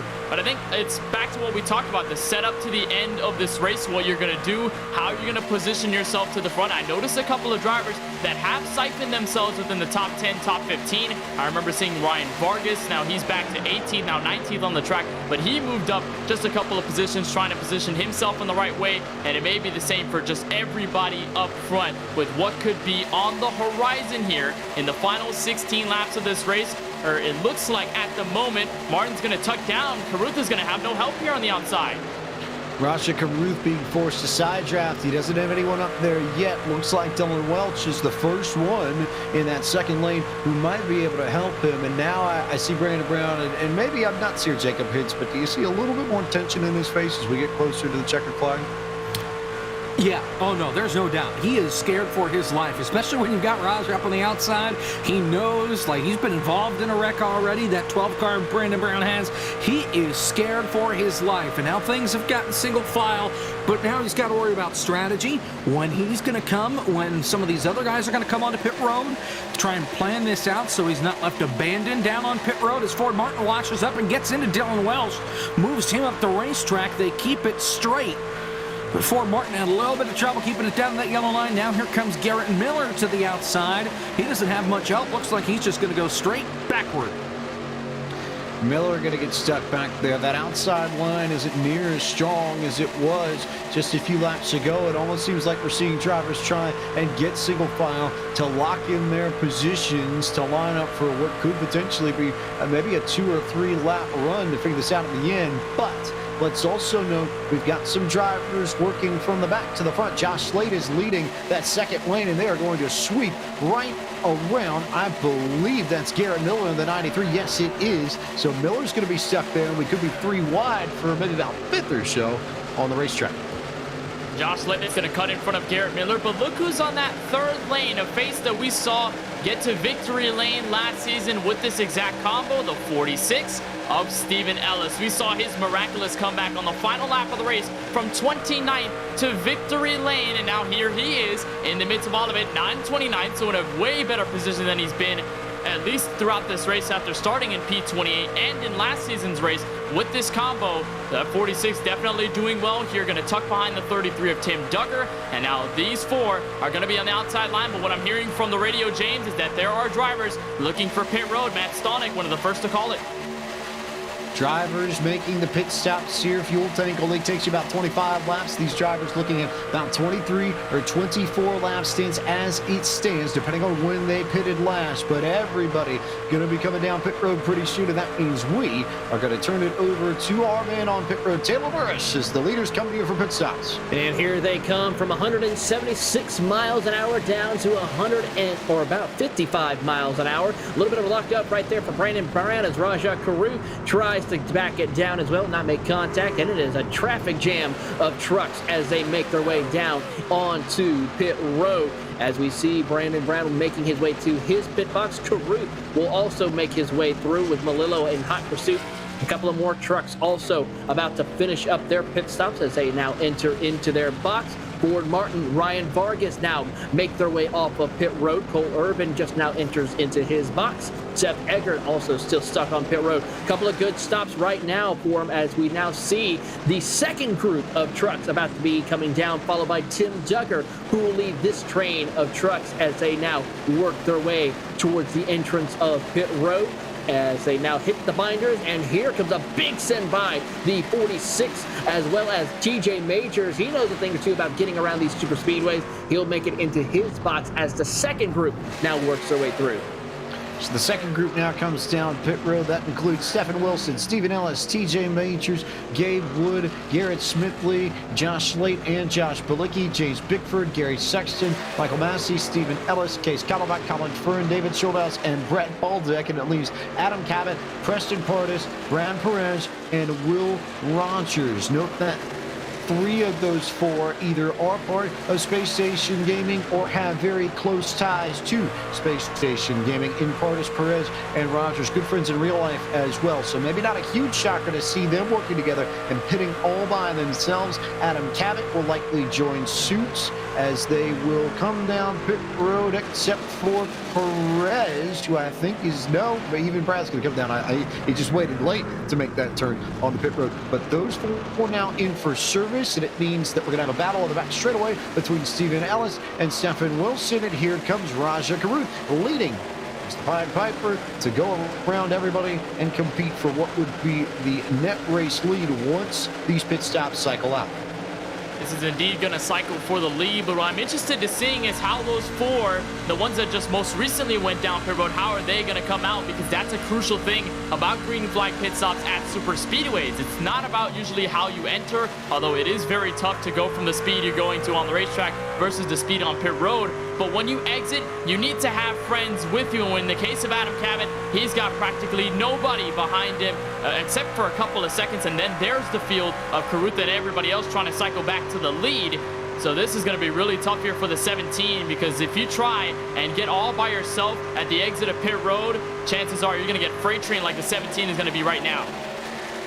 Look at this lead group here. You've got, I believe that's 8 trucks in line, and the mission for them is very simple. As we approach 10 laps to go, get in line, get single file, and keep everybody in this second pack away from you. With the way the pit stops have worked out, it has split this field up just a bit, and there's a gap between Adam Cabot and Max Kinnon for 8th and 9th, which currently stands at about 3.1, 3.2 seconds. And then you go from Kennan all the way back to about maybe Dylan Welch, as there's a wreck on the front straightaway with Garrett Miller, who spins down the inside, but he comes off of the racing line. It's a 1-truck incident down on the apron, so I think we will stay green flag racing. Not enough of a yellow flag to warrant, or rather not enough of an incident to warrant yellow flag in race control's eyes. Big moment there for Miller, but we'll stay green flag. And so now the question becomes whether or not they can catch up to these top 8 and make this a race again.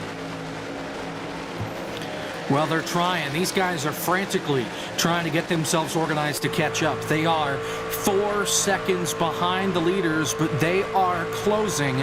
They're going to try their best here. It was Dylan Welch that got into the back of the 93 of Garrett Miller that turned him around. But this second pack has gelled together with the third pack that existed for a moment, and they are a-coming. The gap is 3.2 seconds as they hit the start-finish line. They should catch this lead pack.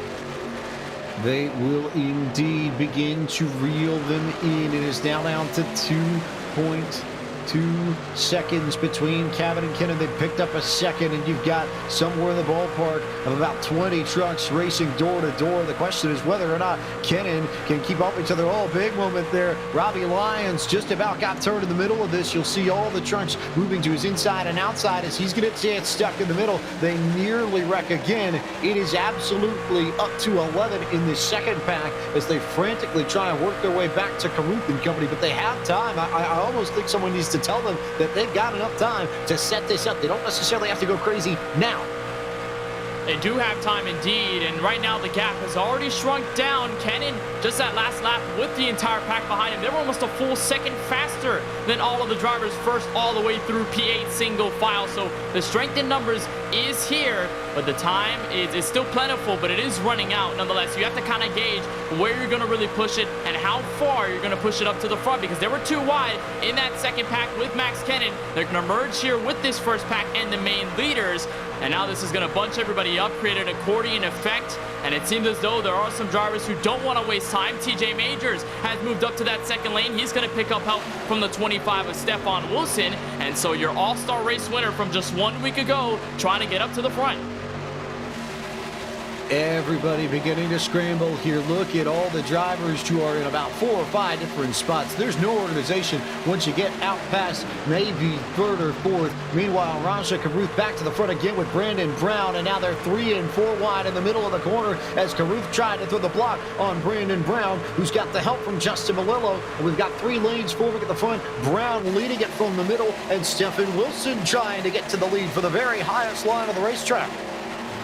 Oh, Steve Affont and Brett Baldeck could not get out of the way as lappers. That sends Adam Cabot way to the background. They're able to get up to speed now, but they were way off the pace and check the whole back of the field up as here they come through 3 and 4. We're coming to, I believe, 7 laps to go here. It's all the 12 of Brandon Brown, but it is a hornet's nest 3 wide all the way through the rest of this lead pack.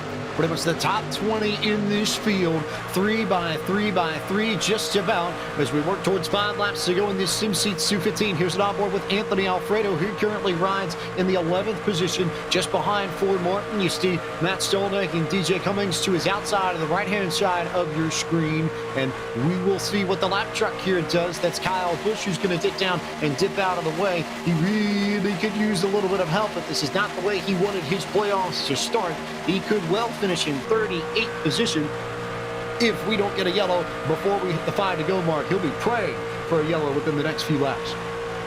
And it may look likely here because there were 3, almost 4 wide as they were getting around the lap trucks and as they were trying to cycle back after green flag pit stops. It looks a little bit calmer now that the third line has sort of died off a bit. As I say it right here, Stefan Wilson gets shoved out of line. TJ Majors now will occupy the lead of this second pack. Wilson's going to be able to shove through. Here's Anthony Alfredo making a move up top. That was almost very risky. Let's go to the wall.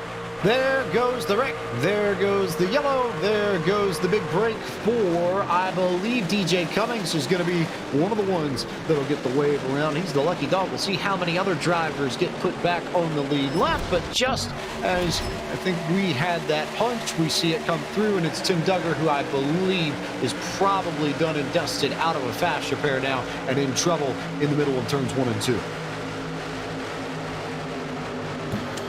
Yeah, just a little bit of contact. What really started that was the 25 of Stephen Wilson pulled out of line to get the draft off of the lap car that they were catching. And when he went to go back to the inside, he was not cleared down low. So he then had to lift and give up all of that time down the front straightaway. Tim Duggar stuck it up the middle 3 wide with Robbie Lyons on the inside. I don't think Wilson knew he was down there. There was contact, and just from there, it was pandemonium. A great job by most of these guys to avoid, but we do have playoff drivers in it. Will Rogers, Preston Pardus bounced off the 25 and the 33. Everybody else was able to avoid. A little bit of contact there, but not a lot. Pardus got the worst of it, but even then, that's the kind of damage Kenneth Blader where you can tuck in behind somebody and be okay.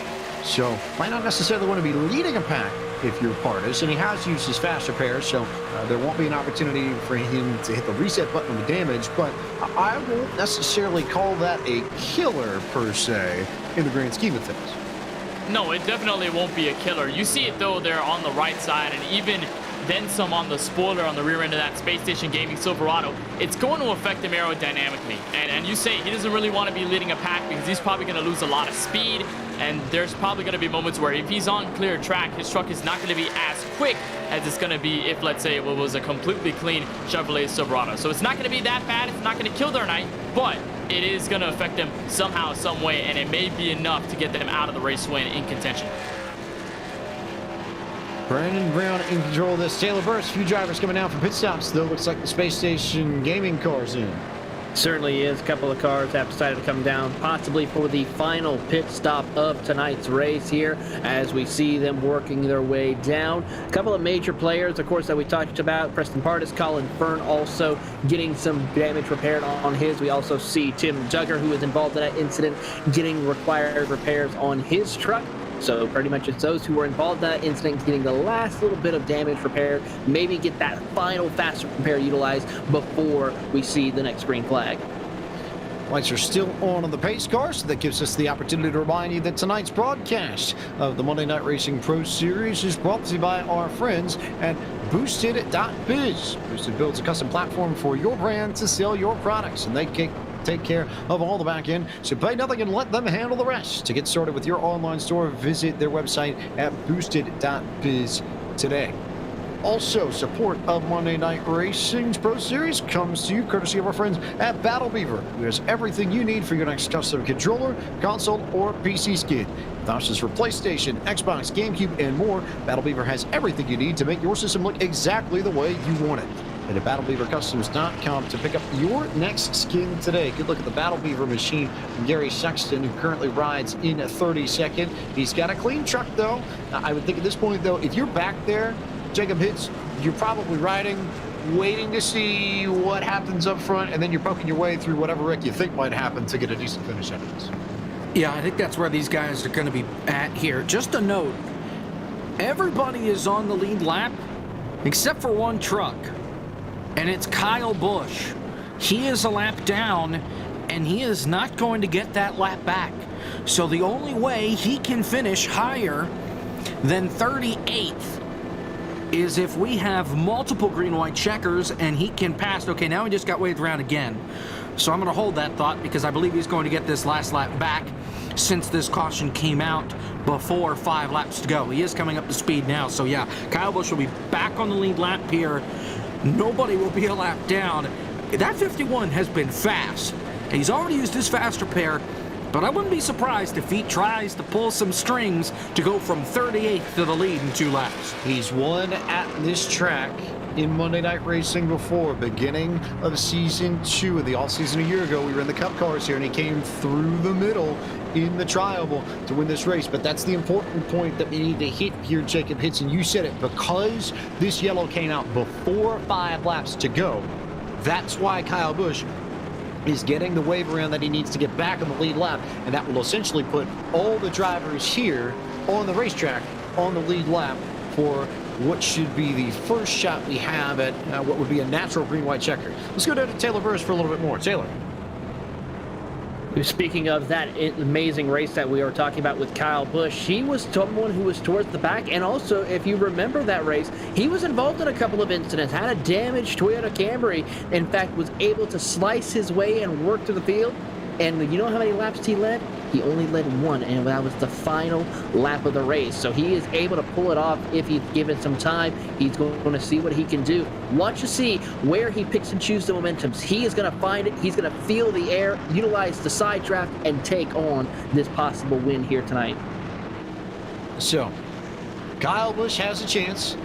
We may potentially have yellows and lucky dogs here in the very end of this race, but this looks like it's going to set up for an organic, grain-free, responsibly fed, responsibly raised, given proper amounts of space and sunlight, and organic green-white checkers. Our good friend David Schildhouse would say back in the very beginnings of Podium Esports, who also happens to be in this race, running in the 17th spot. So let's run through the protocol once again to make sure everybody's up to speed if you haven't been with him at all already. Same rules as you see in NASCAR's National Series. If we get the yellow before we get the white, we will run everybody back behind the base car, reset the field, re-rack them, stack them, and go again. We have 3 potential green-white checkers if we need them. If we get the white before we get any sort of yellow flag, we will race to the end no matter what. As the pace car is off, Brandon Brown will lead us to what could potentially be our last big green egg, green flag in this Sim Seats 215. Could also not be. We'll find out over the course of the next few minutes. But it's Brown that is your control car in that Race XR Toyota Tundra. We go back to green flag racing. He works the bottom. Melillo tries to work the top. And here comes Raja Caruth already trying to slice his way down to the inside as they enter turn 1. Jacob Hits. Raja Caruth is going to do everything in his power, hopefully without wrecking himself, to get to the front. He went to the inside. Now he's going to get behind Stalnick and try and push him and Melillo to the outside line. Anthony Alfredo is going to join that party, as well as Ford Martin. Everybody's got to get basically a full lap till they get up to speed. It's all Justin Melillo down the backstretch. It was Melillo versus Brown. Now it's Melillo versus Stalnick. The 41, the next truck to fend on that high side lane, which leaves one more spot for Raja Caruth to overcome in order to take the lead on that second lane of the racetrack. There they come through 3 and 4. So far, Melillo looking for redemption as they come for the white flag. Stalnick's got some help from Raja Caruth. Melillo doesn't quite have the same momentum down on the low side, getting a little bit of help from Brandon Brown now. Are they going to make it to the line to get the McConaughey setup shot white flag without a yellow? Yes, they will. This is the last lap of the Sim Seats 215. It's Stalnick and Melillo into 1. Justin Melillo has become so close in these last couple of races. He wants to try and go to victory lane. Stalnick gets loose up on the high side with help from Caruth. They are side by side as they come off turn number 2. Here comes Ryan Vargas. He's got help from Brad Perez. They are 6 trucks behind. It's all Stalnick to Melillo down the back straightaway as they head to turn number 3, Kenneth. Vargas may have a chance in that third line, but it may be too far out of reach. Still no convincing leader into turn 3. Perez gets turned. Bunch of trucks go around, but the focus is on the leaders. Melillo versus Stalnick for the final time. It's Melillo versus Stalnick out of turn number 4 as they make contact in the middle. There goes Raja Caruth spinning as everybody wrecks behind Stalnick and Melillo, and Matt Stalnick is going to drop in front of the Traxxon GG truck, and it's Matt Stalnick who will go to victory lane and benefit from the big incident out of turn 4 to win this Sim Seats 215 at Talladega. It was unfortunate for Melillo and everybody behind him because they all wrecked behind Raja Caruth, and that pretty much killed any sort of help that they might have gotten from behind. It was mano a mano coming to the tri-oval, and Stalnick had the run and had the track position and made it to the line first to pick up his second win on a plate track in his Monday night racing career and his first win in Season 4 of the Monday Night Racing Pro Series presented by Rounding Energy. And Justin Melillo has to settle for second at Talladega for the second week in a row. Kenneth Boydo. So tough for the 53 of Melillo. Had the positioning to the end, but Stalnick had the momentum. And unfortunately, Melilla will finish second, but Matt Stallneck, less hectic than the last time he went to victory lane. James, remember that 4-wide finish? He was halfway sideways across to the start-finish line at the World Center of Racing. This time, it's a clean NASCAR Chevrolet Silverado that will go to the checkered flag, will end up back on the front straightaway, and he will celebrate his second win. A great moment for that 41 after staying in it almost all night long, putting himself on the right spot. He gets to the win once again. He gets the win. We'll take a look here at the replay after we provide you tonight's Martin Sports winning moment, founded by Scott Martin nearly 10 years ago in the frozen UP, Michigan's Upper Peninsula. Martin Sports shines for the best custom apparel for your needs. And whether it's shirts for your office, jerseys for a local sports team, or specially designed apparel for your sim racing crew, Martin Sports has you covered. Along with shirts and other team wear, they also offer gloves specifically crafted for sim racing that are lightweight, breathable, and complete with padded leather palms. You can use the code PODIUM to receive 25% off of any sim racing glove by visiting their website at martinsports906.com, and you can also find them at their Facebook page, facebook.com/Martin Sports. Here is the replay of the final lap as we saw it. They took the white flag. Raja Caruth was giving Matt Stallneck a ton of help, and this just panned out from here. It nearly got sideways in the middle 1 and 2 Jacob hits, but it was door to door all the way down the back. And it was right here where I thought Justin had it, as long as his help didn't get turned. And of course, that's all going to change by the time we get to the middle of turn 4. Further behind Brad Perez, there was some contact underneath of them. They got sent up into Brad, and that's what turned them all around and caused them to wreck. But for the most part, the pack was able to hold together from about 12th, 13th on back. You see Brad Perez get on the wall. But they get up off the corner just fine, and there's going to be some contact right there. The 12 comes up, kind of rips Raja Caruth up into the air. Brandon Brown gets turned, and it's on from there. How about Stephen Ellis? I don't know how in the world he didn't get turned. He sneaks through to crack a podium finish, and Justin Melillo so close once again. I think that's the 3rd race in a row that I've called where Melillo has finished within a car length of the leader in the 2nd spot. Here's the onboard with Ellis in the grass. I think he got hit on the right side, and he still managed to finish P3. He just snuck underneath it all and just managed to get down to the bottom at the right time as there was contact between Brown and Caruth, and they all went sideways. But it was Stallneck who won the race to the line. That's what matters in the end. He got it done. He picks up the victory, keeps the playoff drivers at bay. As we take a look at your full field rundown and tell you where your favorite driver finished in this SimSeats 215. Stallneck, your winner by just under 10th of a second over Justin Melillo. Stephen Ellis rounds out the podium. You'll hear from all 3 of those drivers momentarily. Garrett Smithley was 4th this evening. Mark Urbillas 5th. Robbie Lyons came home 6th, the defending champion. Anthony Alfredo was 7th. And your highest finishing playoff driver, how about David Schildhouse in 8th for Kligerman Sport? Max Kennan and Colin Ferd completed the top 10. Ryan Vargas in his duct tape California-style Silverado will end up in P11. Gabe Wood, his JD Motor Esports teammate, will be just behind him in 12th. Dylan Welch, after an up-and-down race, ends up with a solid 13th place finish. Preston Pardus, remember, he almost got turned earlier on tonight. He's able to suffice for P14. Brett Baldeck, the Fox 46 Charlotte reporter, is ending up in the top 15 tonight, with TJ Majors, All-Star winner, not able to replicate it once again here in this race. He finishes P16. 17th will go to Space Station Gaming's Will Rogers. Gary Sexton, who started on the pole tonight, ends up P18. 19th will go to the 57 of Seth Egger. And playoff driver Raja Caruth got wrecked in the Trioval. He comes off, capping off the top 20 in this SimSeats 215, Jacob. And you've got Ford Martin. He's going to finish in the 21st spot with Steve Affont in 22nd. Josh Bilicki, another playoff driver. He comes home in 23rd with Brandon Brown finishing in 24th. He was leading on the last lap. Brad Perez finishes in the 26th position. 25th, rather, with Chris Wilner in 26th. Case Kallenbach finishes 27th. MLB pitcher Cole Irvin finishes in 28th. James Bickford, 29th. Tim Duggar was up at the front for much of the night. He finishes P30. Michael Massey finished in 31st. Adam Cadett, playoff driver, last driver on the lead lap in 32nd. Drew Welker, the first truck, 1 lap down in 33rd. DJ Cummings was 34th. Josh Slate finished in the 35th position. 36th went to Devin Henry. Kyle Busch, not the opener he wanted to the Monday Night Racing playoffs, comes home 37th. Stephen Wilson was 38th. Garrett Miller and Boris Cook did not finish this race. Were out of it early. They finished 39th and 40th, respectively. we now turn our attention to Victory Lane with Matt Stolnick, who will join us now in the booth. And Matt, did you have enough brain space coming through the tri-oval to see everything that was happening behind you, recognize that you were going to be one-on-one with Justin Malolo, and say something to yourself to the effect of, yes, I think I have this? Because once they all cleared out, it was hard for anybody to really get past you.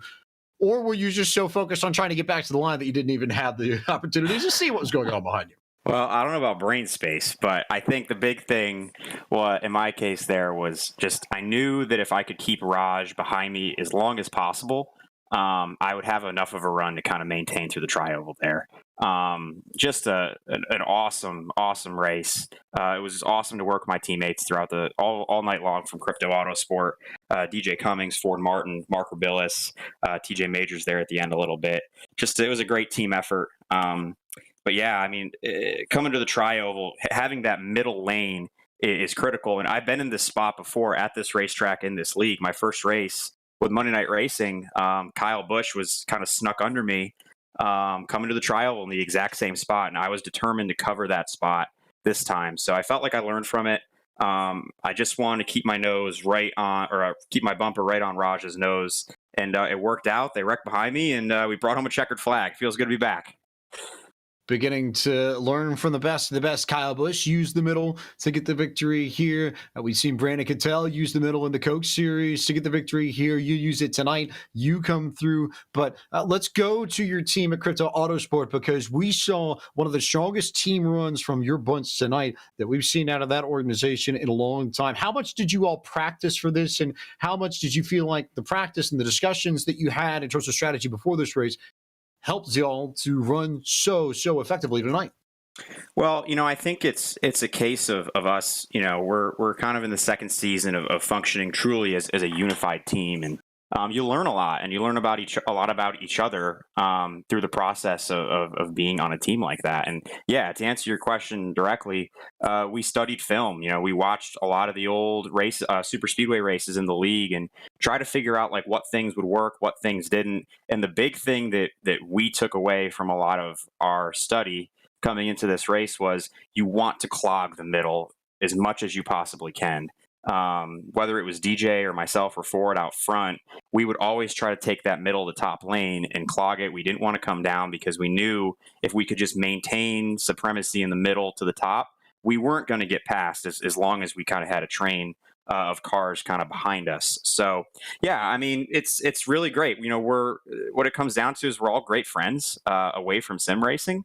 So that makes it really easy to work together and be honest with each other and give each other good feedback. And we also came into this playoffs with a lot to prove. We weren't able to advance, any of us, and that's the first time that we haven't had a crypto driver in the playoffs. So we came in here with a chip on our shoulder, and we were determined to come out and show that we're a top flight team in this league and a force to be reckoned with. And I felt like we made a huge statement tonight. To borrow a line and to give credit to my colleague in the booth, Kenneth Bueno, we might see crypto go to the moon in the team standings. There'll be a lot of points, I think, coming your way, and we should see you all vault up those standings a little bit and go a little bit further north in that. Bunch came into tonight in 9th. You will likely jump up a few spots there. So now that you have this win, yes, you don't have any playoff drivers amongst the team. You're not in there like you were a season ago. But how do you build off of this, and where does the focus go? Do you try and pin down these final few races and we're collecting a good finish here, or do you work more towards next season now? No, we're collecting trophies. This is a super competitive league, and regardless of whether or not you're in the championship hunt, it means a lot in the context of the broader sim racing world to win in Monday Night Racing. This is one of the big stages in sim racing. There's just no other way around it. You're racing with, not just top sim racers and streamers, but you're racing against some of the most talented stock car racers and open wheel racers and sports car racers on the planet. Like I said, I learned something from Kyle Busch, of all people. So it means a lot to be able to apply that and just be competitive week after week. We enjoy doing this stuff. It's a passion for all of us that kind of work in this industry or are connected to the real life version of this industry. And, just simply being a part of this and and being competitive and racing up front, that's a privilege. And I don't think any of us take that for granted. So whether or not we're in the championship hunt, I think we want to be. That's why we work as hard as we do. But we want to chase wins. We want to chase trophies. We want to show the rest of this league that we're a group that you need to be mindful of, that you got to watch out for. We want people strategizing about our group. In the way that folks probably do about some of the other bigger teams like your space stations and your KBMs and Brandonbilts, what have you. So it's all about bragging rights, and there's some money to be won in this deal as well. So we're cognizant of that. So we're going trophy hunting the rest of the season. Look and see if we can keep an eye on whether or not we'll see some crypto drivers on the podium or back in victory lane again. But for now, Matt Stelnick, congratulations. You're the winner of the SimSeats 215 with the vehicles of the NASCAR Camping World Truck Series at Talladega. We look forward to seeing you next week from Austria, of all places. And go enjoy this week. Congratulations. Have fun with it. Thanks, fellas. Appreciate all you guys do. Matt Stelnick, the eNASCAR driver working for NASCAR proper, getting the victory tonight. We now slide from P1 to P2. I hope he doesn't feel like it's a broken record, but it's always good to talk to our good friend Justin Melillo, who is standing by with Kenneth Bueno. Definitely always good to talk to the rowdy man, Justin Melillo, and I know it definitely over the past couple of races, how it's been Superspeedway wise. I mean, just give us a perspective of how it was in those final laps from the cockpit of your Ford F-150. Well, the entire race, Kenneth, was just it was a masterpiece on my end. I got together with Brandon Brown, and we made our way to the front, and we absolutely controlled that last run before the pit stops and up until the caution even. I know Raj had gotten out in front of him, and just before the caution came out, me and Brandon made our way around Raj and got up to 1-2, and I was convinced that if one of us was leading off turn 4, that one of us was going to get it. And on the restart, I was going to try and get down and get behind, and we ended up there was no hole. TJ was covering the hole, and Matt was coming up right behind me and pushing me, so that just wasn't an option. But thankfully Brandon was with me 100% all the way, and it didn't come together off of turn 4. It was leading off of turn 4, and I was like, we're finally gonna get it. There was gonna be rowdy cans going everywhere, and good win to Matt, though. It was well-earned victory, and I don't know what I have to do to win one of these damn races. No doubt about it. Of course, hard to swallow. And I mean, Matt even talked about it, just how hard it is to win in this series. But I mean, for you, like you said, having the perfect race all night long, and especially over recent history, starting to build these good finishes up. What does this mean, and what does it tell the field about who Justin Melillo is as a race car driver? Because none of this is by any sort of coincidence or by luck. It seems like, in a way, you've been able to find yourself position-wise up to the front, be able to work with people efficiently, and get yourself in these positions. So what does that mean for you as a driver to put that in terms of the rest of the Monday Night Racing field to earn that respect? I appreciate that. I feel like I get a weekly conference call with you guys after the race, which is very nice, and I get to show off whatever rowdy that I was drinking every week. But I mean, yeah, it's been my tracks, the tracks that I've been either good at or can strategize well at, and everybody here deserves to be here, and everybody here is just fantastic racers and real racers and journalists and NASCAR. Just everybody here is just incredible, and to be able to finish second just once here is just incredible, and I've done it a couple times now in the last couple of weeks. So it's a really good confidence booster, because when I started going full time on iRacing in 2020, I was over in my own league, FTF, and I was running 43rd every week, and it was a heartbreaker. To finally be able to have good finishes come my way and strategies work out, and it's just, we're gonna get that win, Kenneth. We're gonna get that win someday.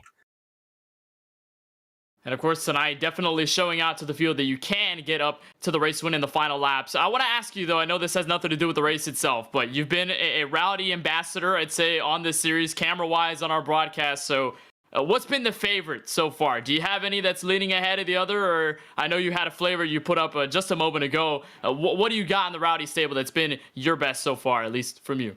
I really do enjoy cotton candy. This one has definitely been a really good flavor of mine. I also enjoyed blue raspberry.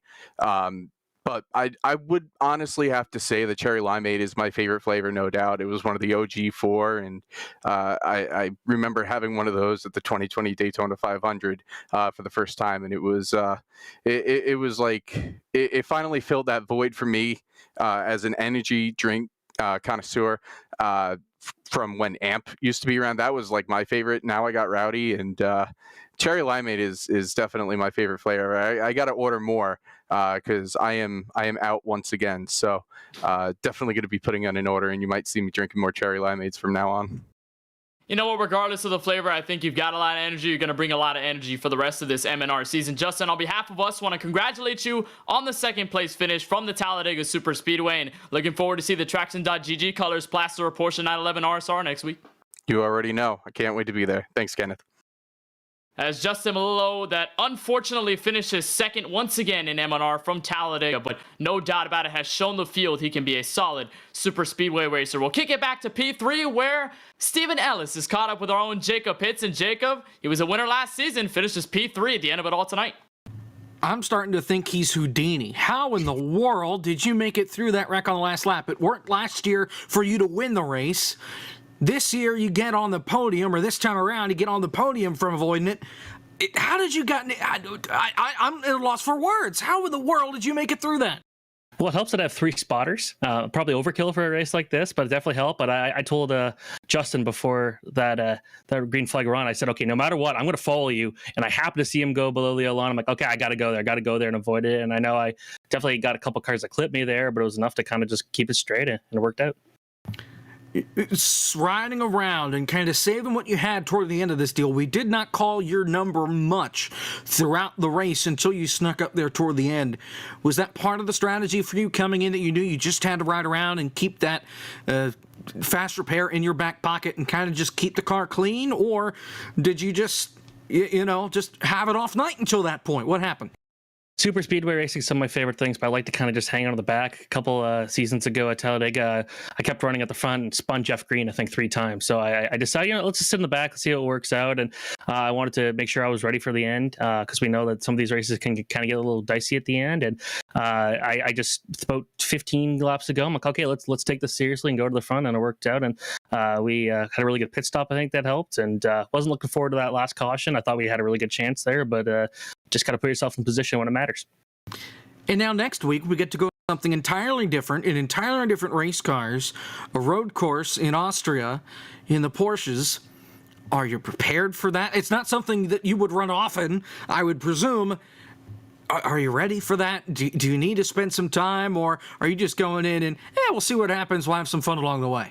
I had 9 wins at Red Bull Ring in this last season, so I'm kind of hoping for some more. It's one of my favorite tracks in the game. I'm more of a prototype guy, getting big month of Daytona 24 coming up and everything, but it's the race I was kind of looking forward to the most on the schedule, so I'm really excited. Congratulations on the P3, and we will see you next week. Best of luck from Austria. Absolutely. Thanks so much. Stephen Ellis comes home P3, dodging the chaos on that last lap, JP. He dodges the chaos.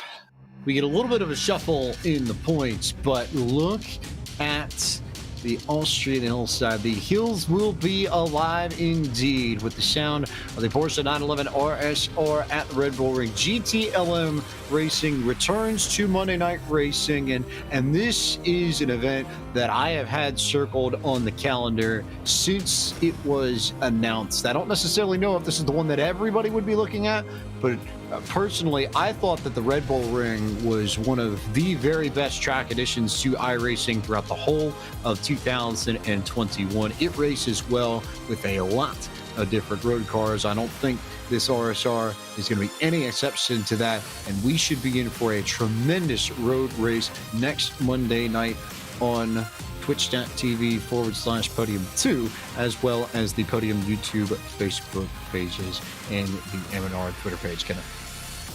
Yeah, it's going to be definitely a fun one, and it's going to be a brand new look for MNR. Last season, we had these same cars in the same position in the playoffs, but it was a more conventional kind of road course. Everybody knows about Homestead Miami Speedway and the roll that it has there, but you put it on a permanent road course and a track with such prestige in recent history as the Red Bull Ring in Austria. I think that's a combo made in heaven, and it's going to really test the drivers too, because some drivers are not necessarily experienced. I know Steven Ellis said he's got multiple wins at the track, but there are others out there that are looking at it like, okay, this is odd. What am I going to do here? Especially as a playoff driver. So I think it's going to be a great race. It's going to really keep us on our toes, much like tonight at Talladega, in a different way. And it's just going to really change up the format in this playoffs, and we'll see who's the better road racer out of them all.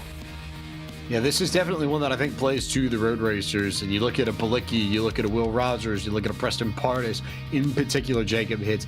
If there's a week that they are going to have circled within the playoffs to leave their mark, I would almost certainly think that this upcoming week, being the only road course race in the playoffs of season 4, this is the one they're going to look at and say, I need to capitalize here, of all places. Instead of it being a plate track where the guys that are better on the plate tracks point at and say, this is the race I need to win in order to move on, that's kind of what we're going to be looking at with this road course next week. It's unique. We're not going to see something like this again on the schedule. So those guys that are really, really good here, yeah, you're going to have to push it. You're going to have to put yourself in a position to win this race, because if you can't, you're putting everything in the balance when we go to Miami in 2 weeks. And I'm not really sure you want to rely on there, just because with playoff spots on the line, that track is going to get goofy. I mean, we already know that the Red Bull Ring is going to cause some headaches for some drivers that may not be great at the road courses or just don't know the track all that well and go in and make a mistake. But for those that are good there, like you mentioned, Will Rogers, Josh Bilicki, that are really, really good on the road courses, this plays into their hands, and they've just got to be smart about it. That's the only way they're going to get it done.